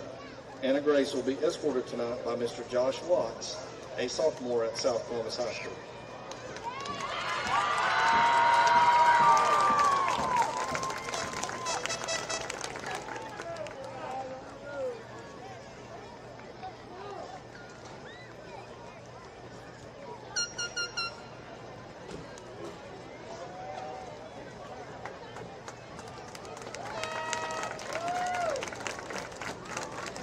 Miss Deshia Graham. Deshia is the 15-year-old daughter of Iris Brown and Andre Graham. She is currently involved in the South Columbus Band Program, Beta Club, and Stallionettes. She is also on the tennis team and plays basketball, track and field. Her dream career is to become an astronomer at NASA. Deshia says the thing she loves most about South Columbus is the fact that she gets the opportunity to be the best she can be. She loves hanging out with her friends and cousins and is grateful that she has the opportunity to participate in South Columbus High School activities. Deshia will be escorted tonight by Mr. Kyrie Smith, a freshman at South Columbus.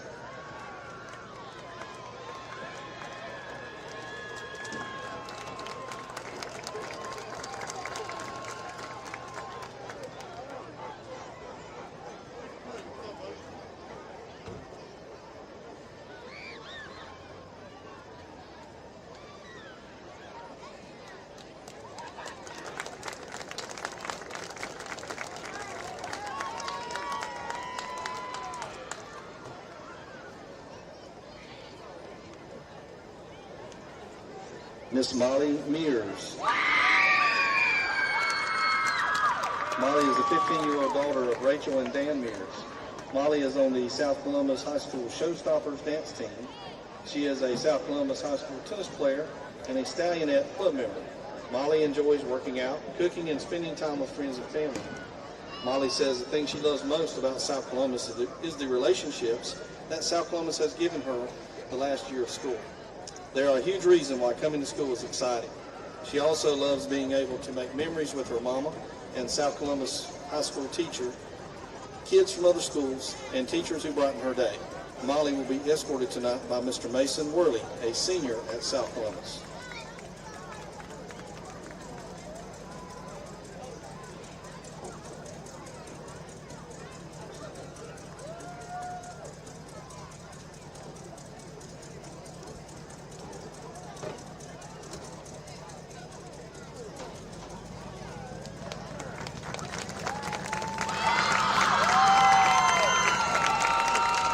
Our junior homecoming court. Miss Kayla Hayes.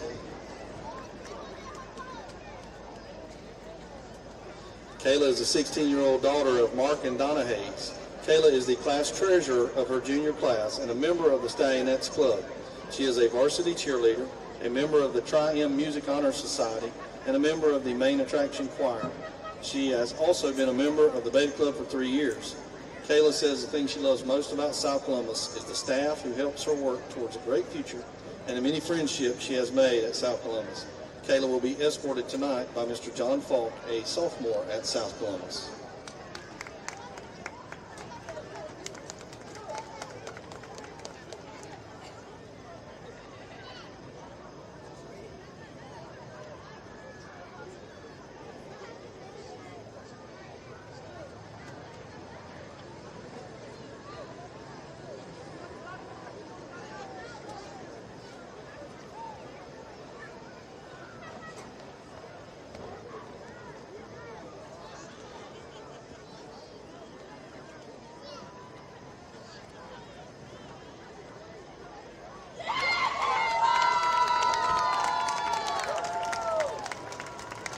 Miss Maya Johnson. Maya is the 16-year-old daughter of Lydell Scott and Tyrone Johnson. Maya is a South Columbus varsity cheerleader. She is a member of the National Beta Club and Tri-M Music Honor Society. Maya says what she loves most about South Columbus is the school spirit. She says there is never a dull moment and there are always opportunities to be involved and there's always time to laugh. Maya will be escorted tonight by Mr. Irvin Grady, a senior at South Columbus.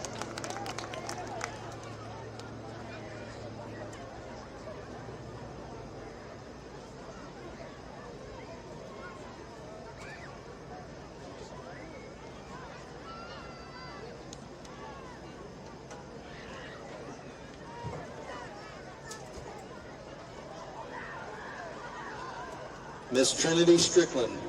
Trinity is the 16-year-old daughter of Trevon Strickland and Nika Strickland. Trinity enjoys playing sports and is involved in South Columbus volleyball, basketball, and soccer. She is a part of the National Honor Society and the National Beta Club. Trinity was recently elected president of the junior class. Trinity says the thing she loves most about South Columbus is the vibrant and welcoming community that makes everyone feel at home. She also says that the teachers and staff are always supportive and genuinely care about the students' success. Trinity will be escorted tonight by Mr. Landon Hathaway, a sophomore at South Columbus.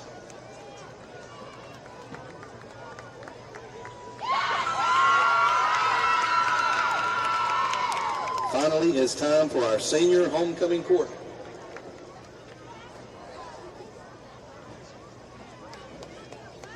Miss Nariana Bryant. Nariana is a 17-year-old daughter of Carlotta Bryant. Nariana is a South Columbus varsity cheerleader.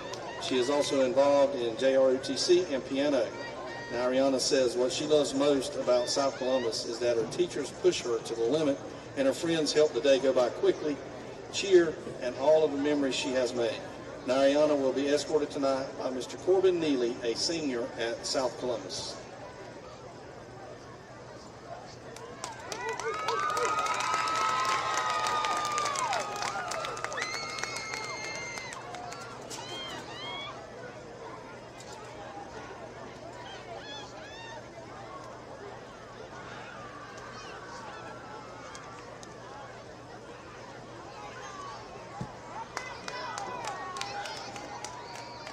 Miss Riley Grice. Riley is a 17-year-old granddaughter of Wanda and Brian Grice and Marcia and Kevin Rogers. Riley is the president of the Triumph Music Honor Society, National Honor Society, and her senior class, as well as being in the top 10% of the class. Riley is the libero of the South Columbus varsity volleyball team and has been a starter on the varsity soccer team since her freshman year. Riley works at Chick-fil-A as a team lead. She teaches Sunday school and operates the audio-visual equipment. One of Riley's favorite quotes is, "How lucky am I to have something that makes saying goodbye so hard?" And that is how she feels about South Columbus. Riley says what she loves most about South Columbus is that every individual has someone they confide in and someone they can genuinely call a friend. Riley will be escorted tonight by her grandfather, Mr. Brian Grice.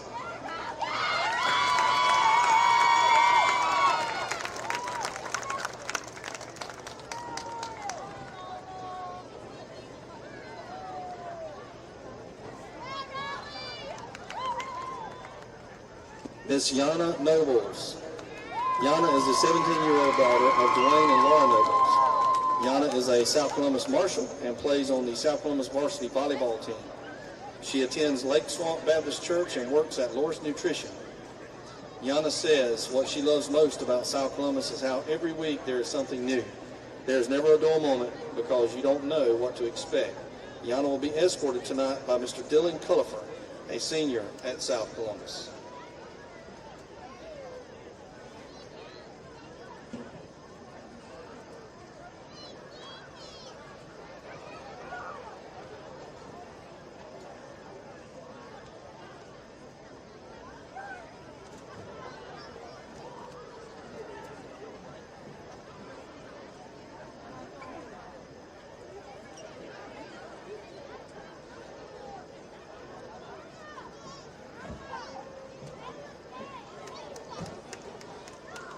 Miss India Salmons.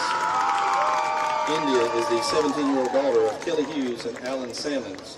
India is a member of the South Columbus varsity volleyball, soccer, and basketball teams. She is a waitress at Anna's Tex-Mex, and she is a member of the National Beta Club and National Honor Society. India is also a school marshal. India says what she loves most about South Columbus is the relationships she has made along the way with teachers and coaches and the students. It truly has been the best 4 years. India will be escorted tonight by her brother, Mr. Cody Salmons.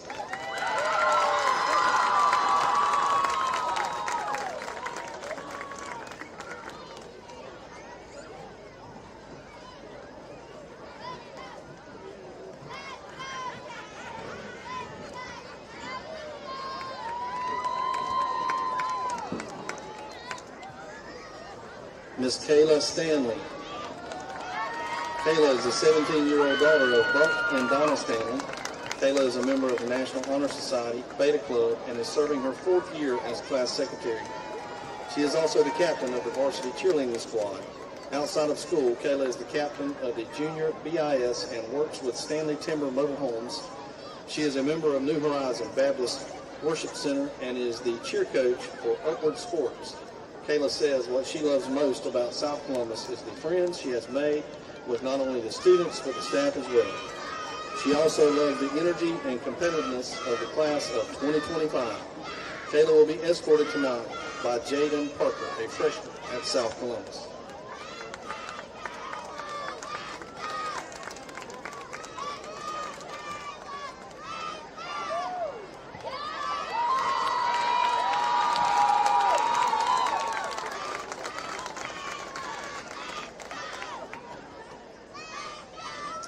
Miss Emerson Tompkins. Emerson is the 17-year-old daughter of Ricky and Tara Tompkins. She is a South Columbus High School varsity cheerleader and a member of the Stallionettes, as well as a member of the National Beta Club. Last year, Emerson was selected as an all-region cheerleader and represented South Columbus High School at Cheer Hawaii. Emerson is on the company elite competitive dance team at Sydney Dance, where she takes tap, jazz, hip-hop, lyrical production, and technique. She is also an active member in her youth group at Trinity Original Free Will Baptist Church. She enjoys hanging out with family and friends, her dog Lizzie, and her boyfriend Ryder. Emerson says what she loves most about South Columbus is the Friday nights under the lights and when she gets to do the band dances. She also loves basketball season when Coach Sykes drives the bus because they always get a good meal. Emerson will be escorted tonight by Mr. Jameson Reeves, a senior at South Columbus.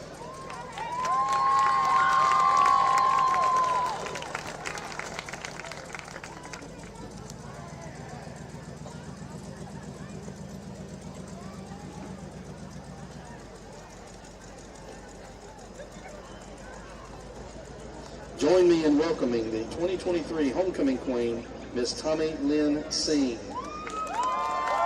Tommy Lynn is the 18-year-old daughter of Tommy and Christy Singh. Tommy Lynn is the 18-year-old daughter of Tommy and Christy Singh. Tommy Lynn is enrolled in the Associate of Arts program at Brunswick Community College. Tommy Lynn has been a member of the competitive dance team at Coastal Performing Arts Center for 13 years and is now an instructor there. She is a guest choreographer assistant at Star Talent Dance Productions and an MMM brand model for Sullivan Blue. Her extracurricular activities while attending South Columbus High School includes being the captain of the Showstoppers dance team, a member of the Stallionettes Club, and FFA. Tommy Lynn is escorted tonight by Braden Fowler, a graduate of South Columbus High School. Please welcome our returning 2023 Homecoming Queen, Miss Tommy Lynn Singh.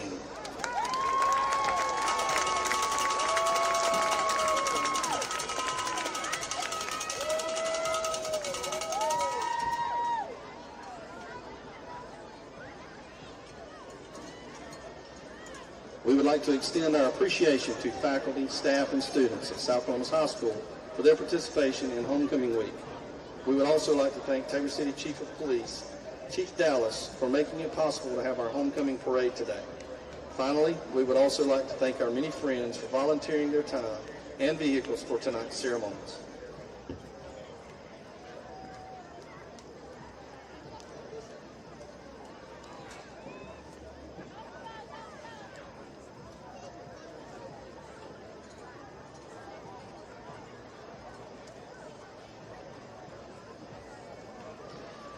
And now for the winners. Tonight's second runner-up is Miss Emerson Tompkins.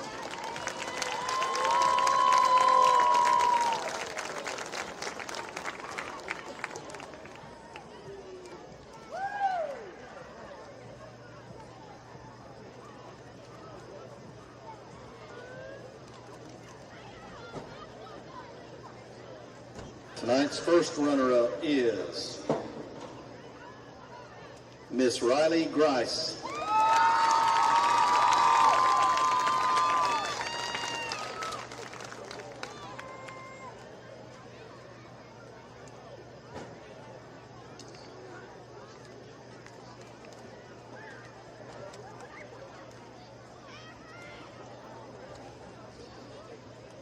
And now the 2024 homecoming queen is Miss Mariana Brown.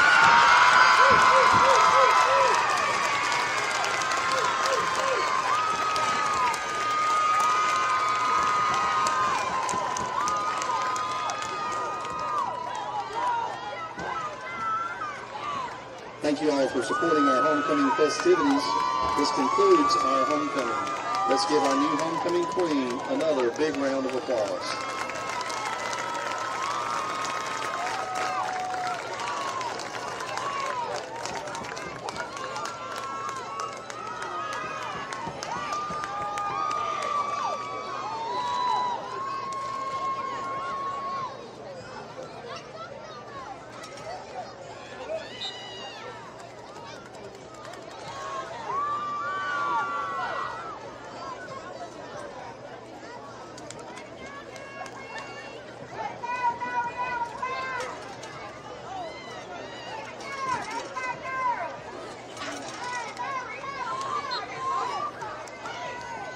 I don't think I have time to do this. I got supposed to read it.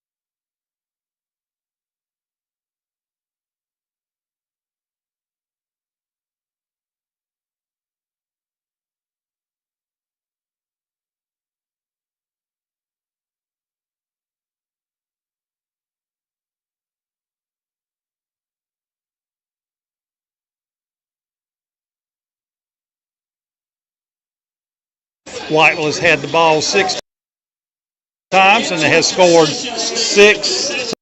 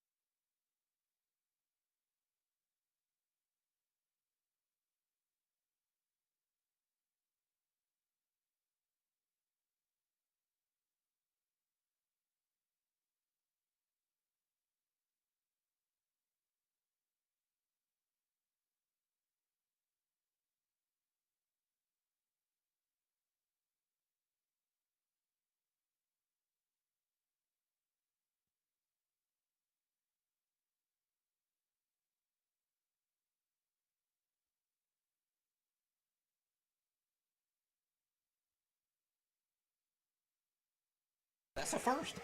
Brett, we are back and doing this 8 years and being a high school football fan for longer. This is the first time I've seen this.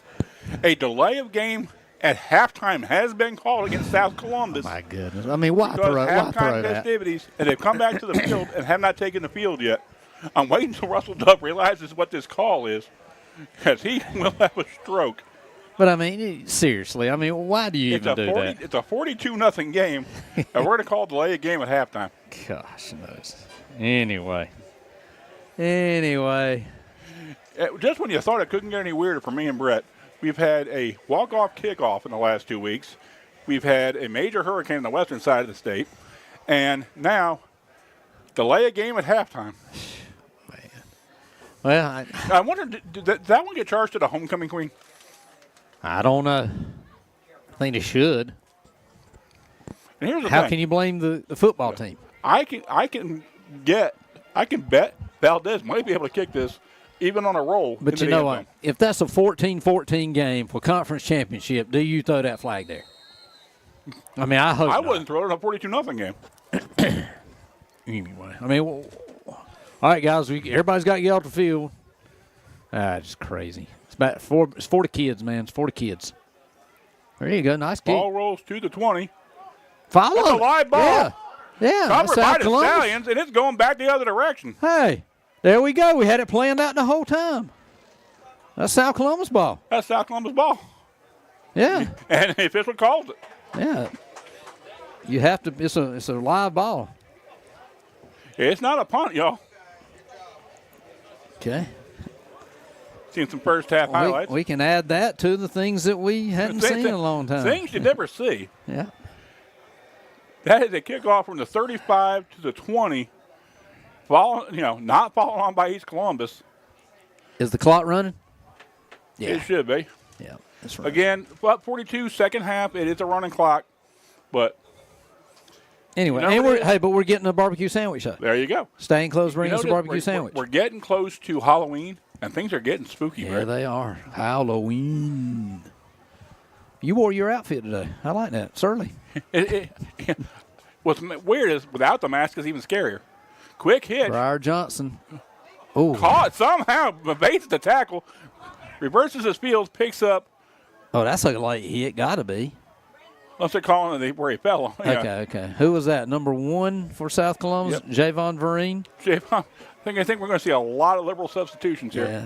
Now, it took a 6-yard game, made it a 3-yard game, but still worked. He juggled it, but he came up with it. Hey, it happens. Things that make you go. I'm telling you, I've seen some things tonight, Brett, I don't ever see. So one of the other kicks in the first half on the back of the South Columbus player, taken off his back and recovered. We've had 2 90-yard scores come back. Come back, that's right. And Inside handoff up the middle. Number 3 for South Columbus, Caden Batten getting in. We've seen, can you not advance? What was it, an onside kick we had in the first half? Did we find out about that yet? Not yet. And now we've seen delay a game at halftime and a non-covered kick that went to the 20. I'm going to ask Frankie D about that real quick. If somebody would know, it'd be him. Let's see. You have now entered the Twilight Zone. He's up there eating popcorn in case you hear that noise. Backside handoff on the counter. Stallions are in the end zone.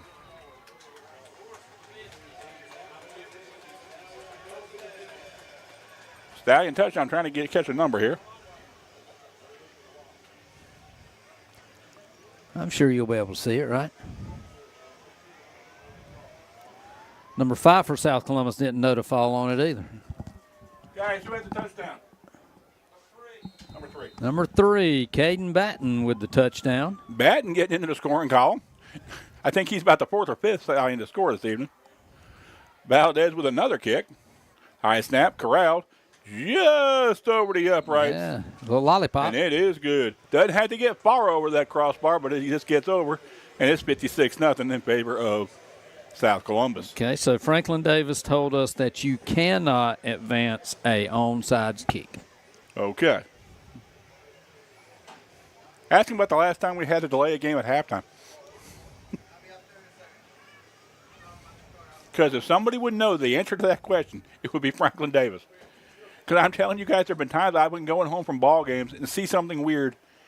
I will call Franklin Davis, sure that he couldn't know the answer. And he's been somewhere and seen it. I'm sure. I think I've seen it before. But it's one of those things that happens maybe once every 10 or 12 years. Yeah. Wonder if you could keep throwing them. Like every minute is a penalty, every minute is a penalty. Wonder if they had that in the pros. I wonder if it's like a bench technical. It may be. Wonder if the Coach Dove is confined to the water cooler. You got to stay inside the coaching box at all times. That's right. You got to sit down on the grass, Indian style. Can you put a coaching timeout? Caught at about the 25. He'll take it up to the right-hand side. That is number 11, J.T. Hudson. Hudson picks up a few yards before being stopped at about the 27. And the clock continues to run here, guys, in case you're watching back home saying, why is the clock running? Clock runs in the second half if you're up 42 points or more. And that's where we're at. We're actually up 56 points. Well, the South Columbus has the lead 56-0 here in the midway through the third quarter. And this is where the game becomes more challenging for Brett and I, because we're going to start to see a lot of substitutions, a lot of kids getting an opportunity to get some some varsity minutes, which is extremely important with both these being young kids. I just say we rock, paper, scissors if we don't know who the kids' numbers are. Jen Rett back to pass once again, going deep. Underthrows the receiver. Open. Oh, he back came almost down got with it. That was going to be Dexter once again. That's that back shoulder throw.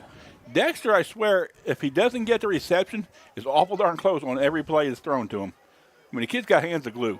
I mean, yeah, if he can get a hand on it, he's going to catch it. Who was that breaking that pass up? Did you get that, Kevin? Was that McPherson over there? I think it's McPherson. Okay. And McPherson runs the ball, too, so he's a back that could come back and help them out. He's been injured with an elbow, but evidently they don't want him to run until it's 100% healed. Jen Rett back in the shotgun once again. Not expecting to snap. Ball's on it. Like, what's this? That's one of those, look out, here it comes. So tomorrow night, Kevin, we have the reverse raffle for Williams Township. The foundation, we're trying to raise money for playground equipment. I was very Williams disappointed Township. I wasn't asked to buy a ticket. Well, I sold like 30 of them, and I said, I thought about you, but I said, well, I'll let him slide this time. But I'm glad you said that. Next time I will hit you up. Got a lot of friends on this end of the county. Used to be assistant principal here at South Columbus. Didn't get that opportunity again this year, but these things, But if you're going to be around, I've got some extra tickets that I can give you 2 steak dinners if you want to come this way. Ball loose. Looks like it's been covered by the Stallions. And we got an incident here. Something's going on. Oh, some pushing, some shoving here. Just a little upset. They might have just been high-fiving each other, Kevin. You never know. Renewing acquaintances from back in the neighborhood. Oh, Lord, nobody needs to get ejected. And that's why. And if you look at the Stallion coaches say, you guys stay on the bench. Because you can get in worse trouble coming off the bench in a high school game. There goes the flag for somebody. I don't know who it was. We'll see. And again, it's disappointing to see those things. So both of these coaches, I know, pride themselves, A, on sportsmanship, B, on class, C, on discipline. And those kind of things, a loss of composure really, really drives them nuts. Yeah, we'll hash it out here as our barbecue sandwiches come up and delivered. Stallion Club, being awful nice, taking care of us. I mean, Stallion Club's a group of people who get together and have really been a great asset for South Columbus for a number of years. And there's groups at each school that do that and really look after our student athletes. Over West Columbus, they got the moms and, everything over there. I mean, like the foundation at Williams Township. We're raising money for playground equipment. We got a lot of great supporters of our students and student athletes in these communities. And let's give a shout-out to those groups. Yep. Stallion Classic, the Williams Township the behind-the-scenes people. It's high school sports and even middle school is not just what you see at game time. There's so much that goes into making these programs successful. Yeah, I agree, Kevin. A lot of behind-the-scenes stuff to get things done. But, they're building that new gym over at Williams. So what they had to do is they put a parking lot where some of the playground equipment was. So they had to tear up some playground equipment. And actually, a lot of the equipment, I played on it when I was in school. So we're hoping to get some new playground equipment over there along with the gym, the facility. Brian Culbertson in the house, longtime Red Devil, turned into a Stallion. Man traveling, and I watch his videos all the time. Love him. Now, we are, 32 years into this, and everybody still knows who was a Red Devil, who was an Aggie, who was a Mustang. He can show you a Red Devil tattoo on his body. I'll give him short to you when he comes by. Yeah, we know now who are Red Devils, who are Mustangs, Yep. who are Aggies. That's right. You know. Now, I don't have an Aggie tattoo, but so who they calling on? Thanks, sir. You the man. sir. You the man. They didn't send a spoon with that, That's fine. so we out of bread. But We got fingers. sandwich and We got fingers. Hey, my man wants to see your Red Devil We want to see tattoo. the Red Devil tattoo. There you go. We need to put that on camera. There it is. I told you. There Look we at go. there. Look at there. That's a true Red Devil right there. He was Mr. Red Devil back in the day. Late 80s, graduated 89 with me? 90. Okay, So he graduated with me. So I'm older. But anyway, true Red Devil here turned into Stallion. I do Brian believe- Culbertson. The officials were going over and talking to Russell Dove and Fred Pedro. I believe they're going to call them disqualifications at this point. I don't think it, got to the level of ejection, but I think we had disqualifications. That's why they went and talked to both coaches Okay. about different numbers and about how it was going to be reported. What is the difference, Brett, between a disqualification and an ejection? Well, disqualification means you're done for the game. Go ahead and, pack your clothes up or whatever. Ejection means that you miss the next 2 games, and they try to stay away from ejections as much as possible. It looked like they sort of cleared it up real quick, so they just needed to eject somebody, and they did it. Backside handoff to number 3. That's his Caden second Batten, and touchdown. Batten gets 2. So now Batten's got 2. You have, let me make sure that I got this right. Batten's got 2. Blackwell's got 3. Briar Johnson, I think, has 2. Yep, and And Daniel Ray's got Ray 2. has 2. Yeah. So how many you got? We good, man. Appreciate it. Once again, thank you to the Stallion Club for the good eats, man. They're going to take good care of you here. Actually, all 3 schools take really good care of us when we're at their schools. Got to thank all the athletic directors for all they do for us. Kick is up, and kick is good. Valdez with another extra point. I take that back. I think they waved it off. Oh, did they? Okay. Our score is 62-0 here in favor of the Stallions. 3:11 to go here in the third quarter, once again with a running clock. And It's been a real fast quarter, Kevin. it has. Now, I have no doubt both of these coaches are going to get in the ears of their young men and say, we don't need any more of that junk. Let's get out of here. Everybody healthy, everybody safe, and nobody gets in trouble. So did you get a bun with yours, or is it just barbecue? Bread. Huh? Barbecue and bread. See, I just got the barbecue. Why you getting the bread and I don't get no bread? That's all right. I got bread at home, and I'll save this for when I get to the house. You know what it is? Yes, barbecue. I got a 40. Hey, difference is Brett's got a 5-minute ride. Yeah, that's I got true. a 45-minute ride. That's true. I got to put my mic down to eat this. Go ahead. I'll make the call while you're stuffing your face with your barbecue sandwich, and everybody in the world hearing it. 50 million people probably watching right now, savoring that barbecue sandwich that you're ingesting into your mouth. Hey, another great word, ingesting. Ingesting, yeah. Here we go. South Columbus kicking off. I was breaking out those multi-syllable words. South Columbus kicking off, up 62-0 here. The what do you say? The something not in doubt. The outcome not in doubt. The outcome not in doubt. Yeah, okay. I get to The use issue not in doubt. The issue not in doubt. I get to use that one. So Valdez kicks it deep again. Ball taken on about the 12. He'll go straight up the middle. Taken and Taken down pretty quick about the 28. About the 28, 29-yard line where the Gators take over first and 10. Now 1:36 to go here in the third quarter. Yeah, it's dangerous once we get to like a 62-0. It's dangerous what me and you may say on the air or whatever. But Well, getting us back, Brett, I did hear one answer from up here in the press box that I wanted to bring your attention on the old school toys. okay. One of my old favorites that I could never quite master as far as getting it to look right, the Light Bright. Oh yeah, yeah. I had all my peg. I had my pegs in Flintstone vitamin jars. Well, I saw a picture of those. Flintstone vitamins were good. Yeah, oh yeah. Now, Jeff Rudnick told us about, he was a Lego guy. Okay. I had some Lego. I was the second child, and I got hand-me-downs all the time. But here we go. First down and 10 for the Gators. Again, these young kids getting their opportunities, really trying to shine tonight, trying to get that coach's attention, try to draw some more playing time. Second down about 5 or 6. Now, we know South Columbus has West Columbus coming up next week. Do you have any idea who the Gators have next week?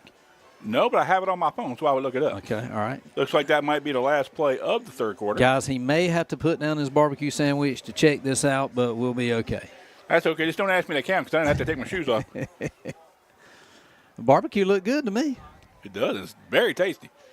Whoever's down there cooking for the Stallion Club doing a heck of a job. We had barbecue at lunch today at South Columbus. Had some good barbecue. It was barbecue today or spicy chicken sandwiches, I recall. Yep. And It's going to bring up number 3. third down with the third quarter coming up. We'll switch ends here. Cheerleaders are running towards something. They must have heard they were out of nachos and then wanted to get the last of the popcorn. I've never seen all the Stallion cheerleaders running that hard. Maybe they said last call for the coffee truck. You think that's what it was? Maybe that cone ice? Yep, last call for the cone ice or coffee truck. Okay, October 11th. Whiteville at East. Ooh. West at South. Okay. Rivalry weekend next weekend, Brett, October the 11th, and you got the fair the next day. Oh, my goodness. Okay, so what we got, we have a parade going around the I think track. those are the winners of the I think those are the floats. Okay, all right, and evidently the cheerleaders are going to get on a maybe cheerleader float. So if you may see in the background, there we go. You may see a float coming up in the back. There it is. That is probably the class of 2028. I think that's what it is, which would be the juniors? Freshmen. Okay, freshman class. 2020. What are we going to be doing in 2028? I hope we're here. I'm hoping I'm calling ball games. I'm hoping to be an administrator somewhere, Brett. 2028, my daughter will be in high school. God. And so will Brett, probably. Unless they fire me. You know, what are you going to do, fire me? If they do, so what? I'll stay at the house.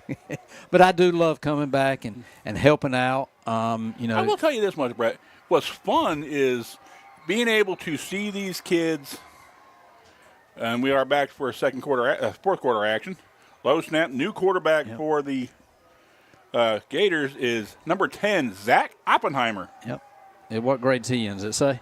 He's a sophomore. Sophomore, okay. And, you know, East Columbus does not field a JV team, so all of their eligible players are playing on the varsity team. Now, I don't believe that's the Oppenheimer from the movie, but could be. Have you seen that movie? I have not. I watched some of it. I didn't watch all of it. It's very deep. Yeah, it is. It is. Well, it's about the creation of the atomic bomb. Manhattan Project, that was more, my day. Yeah. Any movie that goes over 2 hours, I'm probably done with. But that's why I struggled with JFK. That thing got so long. yeah, it is. It is. All right, got another float coming in the background here. I'm assuming that's probably the sophomores. What's rough is if you're an East Columbus player that's coming behind you. They might give – oh. Low snap, kick taken by Oppenheimer. Oppenheimer going to save his life. Yeah. Running back not ready there. And I don't know. Maybe they'll give South Columbus a flag. Well, can you have artificial noise makers? You can outside, but you can inside. Right. Okay. All right. So here we go. We got a little parade going on with a football game. We got a little bit of everything. That's a big float there, Kevin. It is. Wow. I'm so big, back in the day, I was the float. Wonder if they're throwing candy. Could be. First down, South Columbus going the other direction. Speaking of that, Yam Festival's coming up, in about 3 weeks? With the Stallion Classic being the same weekend. I think the Stallion Classic is the 26th this year. Okay. East Columbus, what's that? First down. First down for South Columbus. That was fourth down. Okay, they went for I was wondering why the East Columbus offense was on the field because the chains were going the other direction. Well, you got your JV players in or somebody that, played, last night and tonight coming up. South Columbus coming into the crowd, shooting off the confetti cannons. I think South Columbus probably going to have to call timeout just to kind of get things organized right now. Yeah, there's a lot of stuff going on now. Oh, here we got Miss Sellers in the house here, our great assistant principal from South Columbus, one of my favorite people, and I actually taught her in school. I don't know what I taught her, That but I makes taught her one- in school. That makes one of you very old. I'm not going to guess which one, but Yeah, that's been a long time ago. I can't remember that, but I'm sure I'd come up with some crazy stuff back in that day. But anyway, so it's been a good homecoming. What do you think, Miss Sellers? Stallions finally looks like they're going to Okay, get called good. for to delay a game. A lot of stuff going on. So did the cheerleaders run and get on a float? Is that what it was? Okay, all right. So we thought it was the last call for the Tom's coffee truck, and that's why all the cheerleaders started running. So anyway, but evidently not. Jackson Green looks like still in a quarterback for the Stallions. Green, once again, still a sophomore. And I'm trying to figure out who their backup would be. Rush Blackwell. So wouldn't want him. Ball taken by number 2, Andrew Todd. Uh-oh. That's what you don't want. Number 11, Daniel Ray, down cringing. Hopefully just got the wind knocked out of him. Hopefully. But that's why you probably want to go ahead and get this game over with. You don't want anybody to get hurt. This is where Coming into the game is number 14, Cameron Johnson.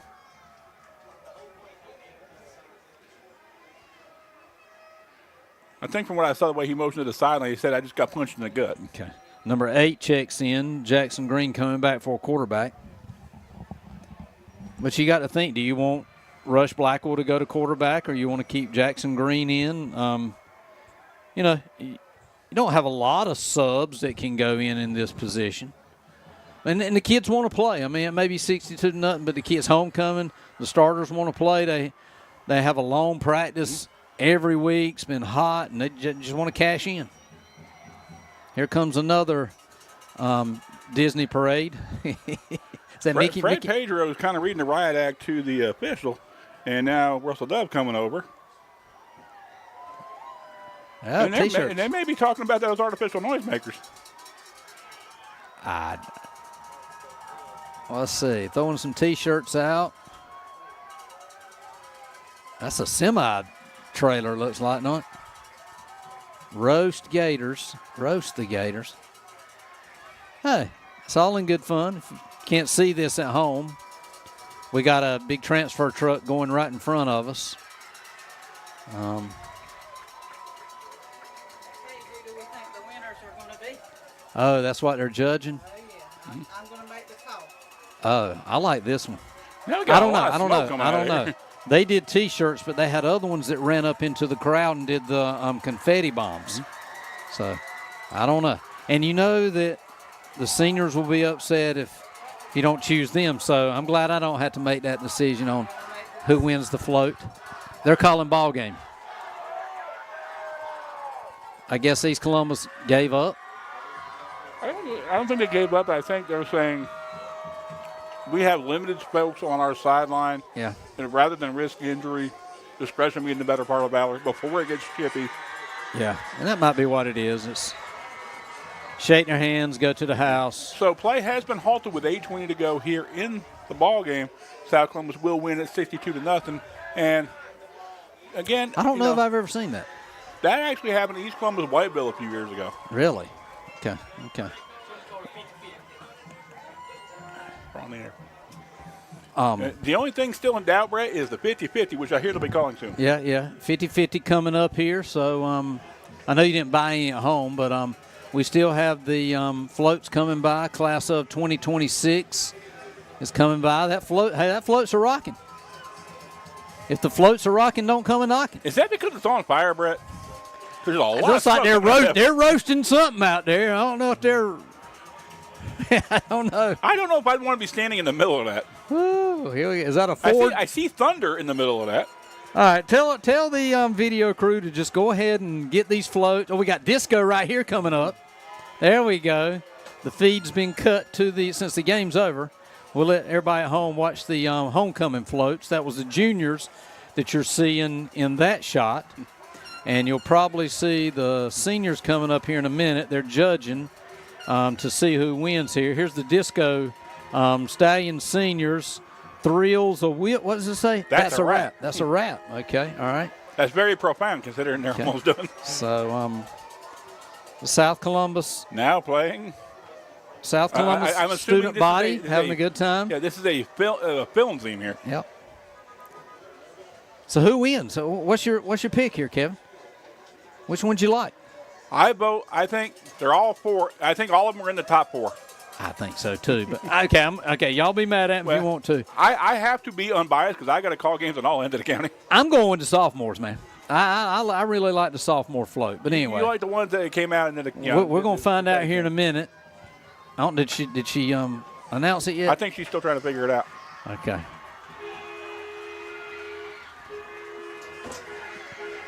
We'll see. I don't know, but there's a lot of bouncing going on that tractor trailer.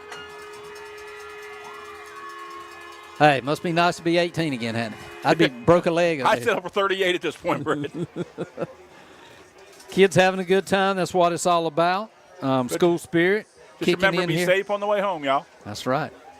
You got 45 minutes. Only got 5, so. Yeah, the only problem is, I'm out there, and it's a race between me and the deer who gets to the house first. You ready to sign off? Because I know people back home are tired of listening to our mouth. So we have nothing more interesting to say. So. And someone has said that at the beginning of the broadcast too, Brett. Yeah, probably so. But okay, anyway. Brett and I will be back here on South Columbus Field in Vinegar Hill next week for West Columbus at South Columbus, another big revenge game. West Columbus having beaten Stallions both of the last 2 years. So, again, emotions running high. The stadium will be rocking. West Columbus would love to come beat the Stallions 3 years in a row, having a struggle this year, as far as injuries. So we'll be back next week in Vinegar Hill. And we got Franklin Davis's report from the Whiteville game. So we're going to go ahead and broadcast that. And Brett and I will see you next week on the Columbus County Sports Network.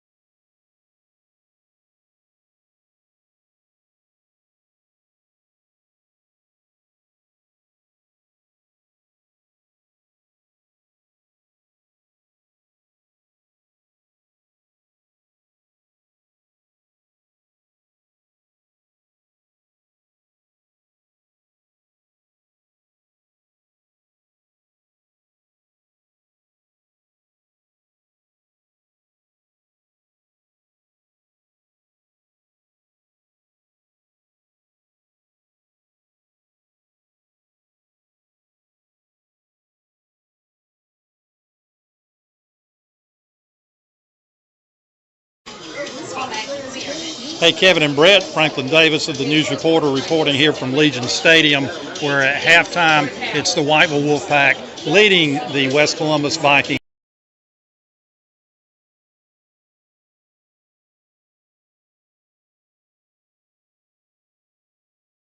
$42-0. So the second half will be played with a continuously running game clock. Whiteville has had the ball 6 times and has scored 6 touchdowns. West Columbus's best play is when quarterback DJ Graham has gone back to pass and scrambled for some positive yardage. But Graham went out of the ball game late in the second quarter with an undisclosed injury and has not been back in the 2 offensive series for the Vikings since then. So, again, we're at halftime here at Whiteville's Legion Stadium with the Whiteville Wolfpack leading the West Columbus Vikings 42-0. Hey, I encourage everyone to pick up a copy of the News Reporter and check out the write-up on tonight's games between the Wolfpack and Vikings and Stallions and East Columbus Gators. And we'll have previews of the upcoming games as well as volleyball matches, soccer matches, what's going on in tennis and everything else in the high school sports world in Columbus County. So pick up a copy, or better yet, buy a digital all-access subscription. Again, Brett, Kevin, y'all have a good evening. This is Franklin Davis, News Reporter, signing off.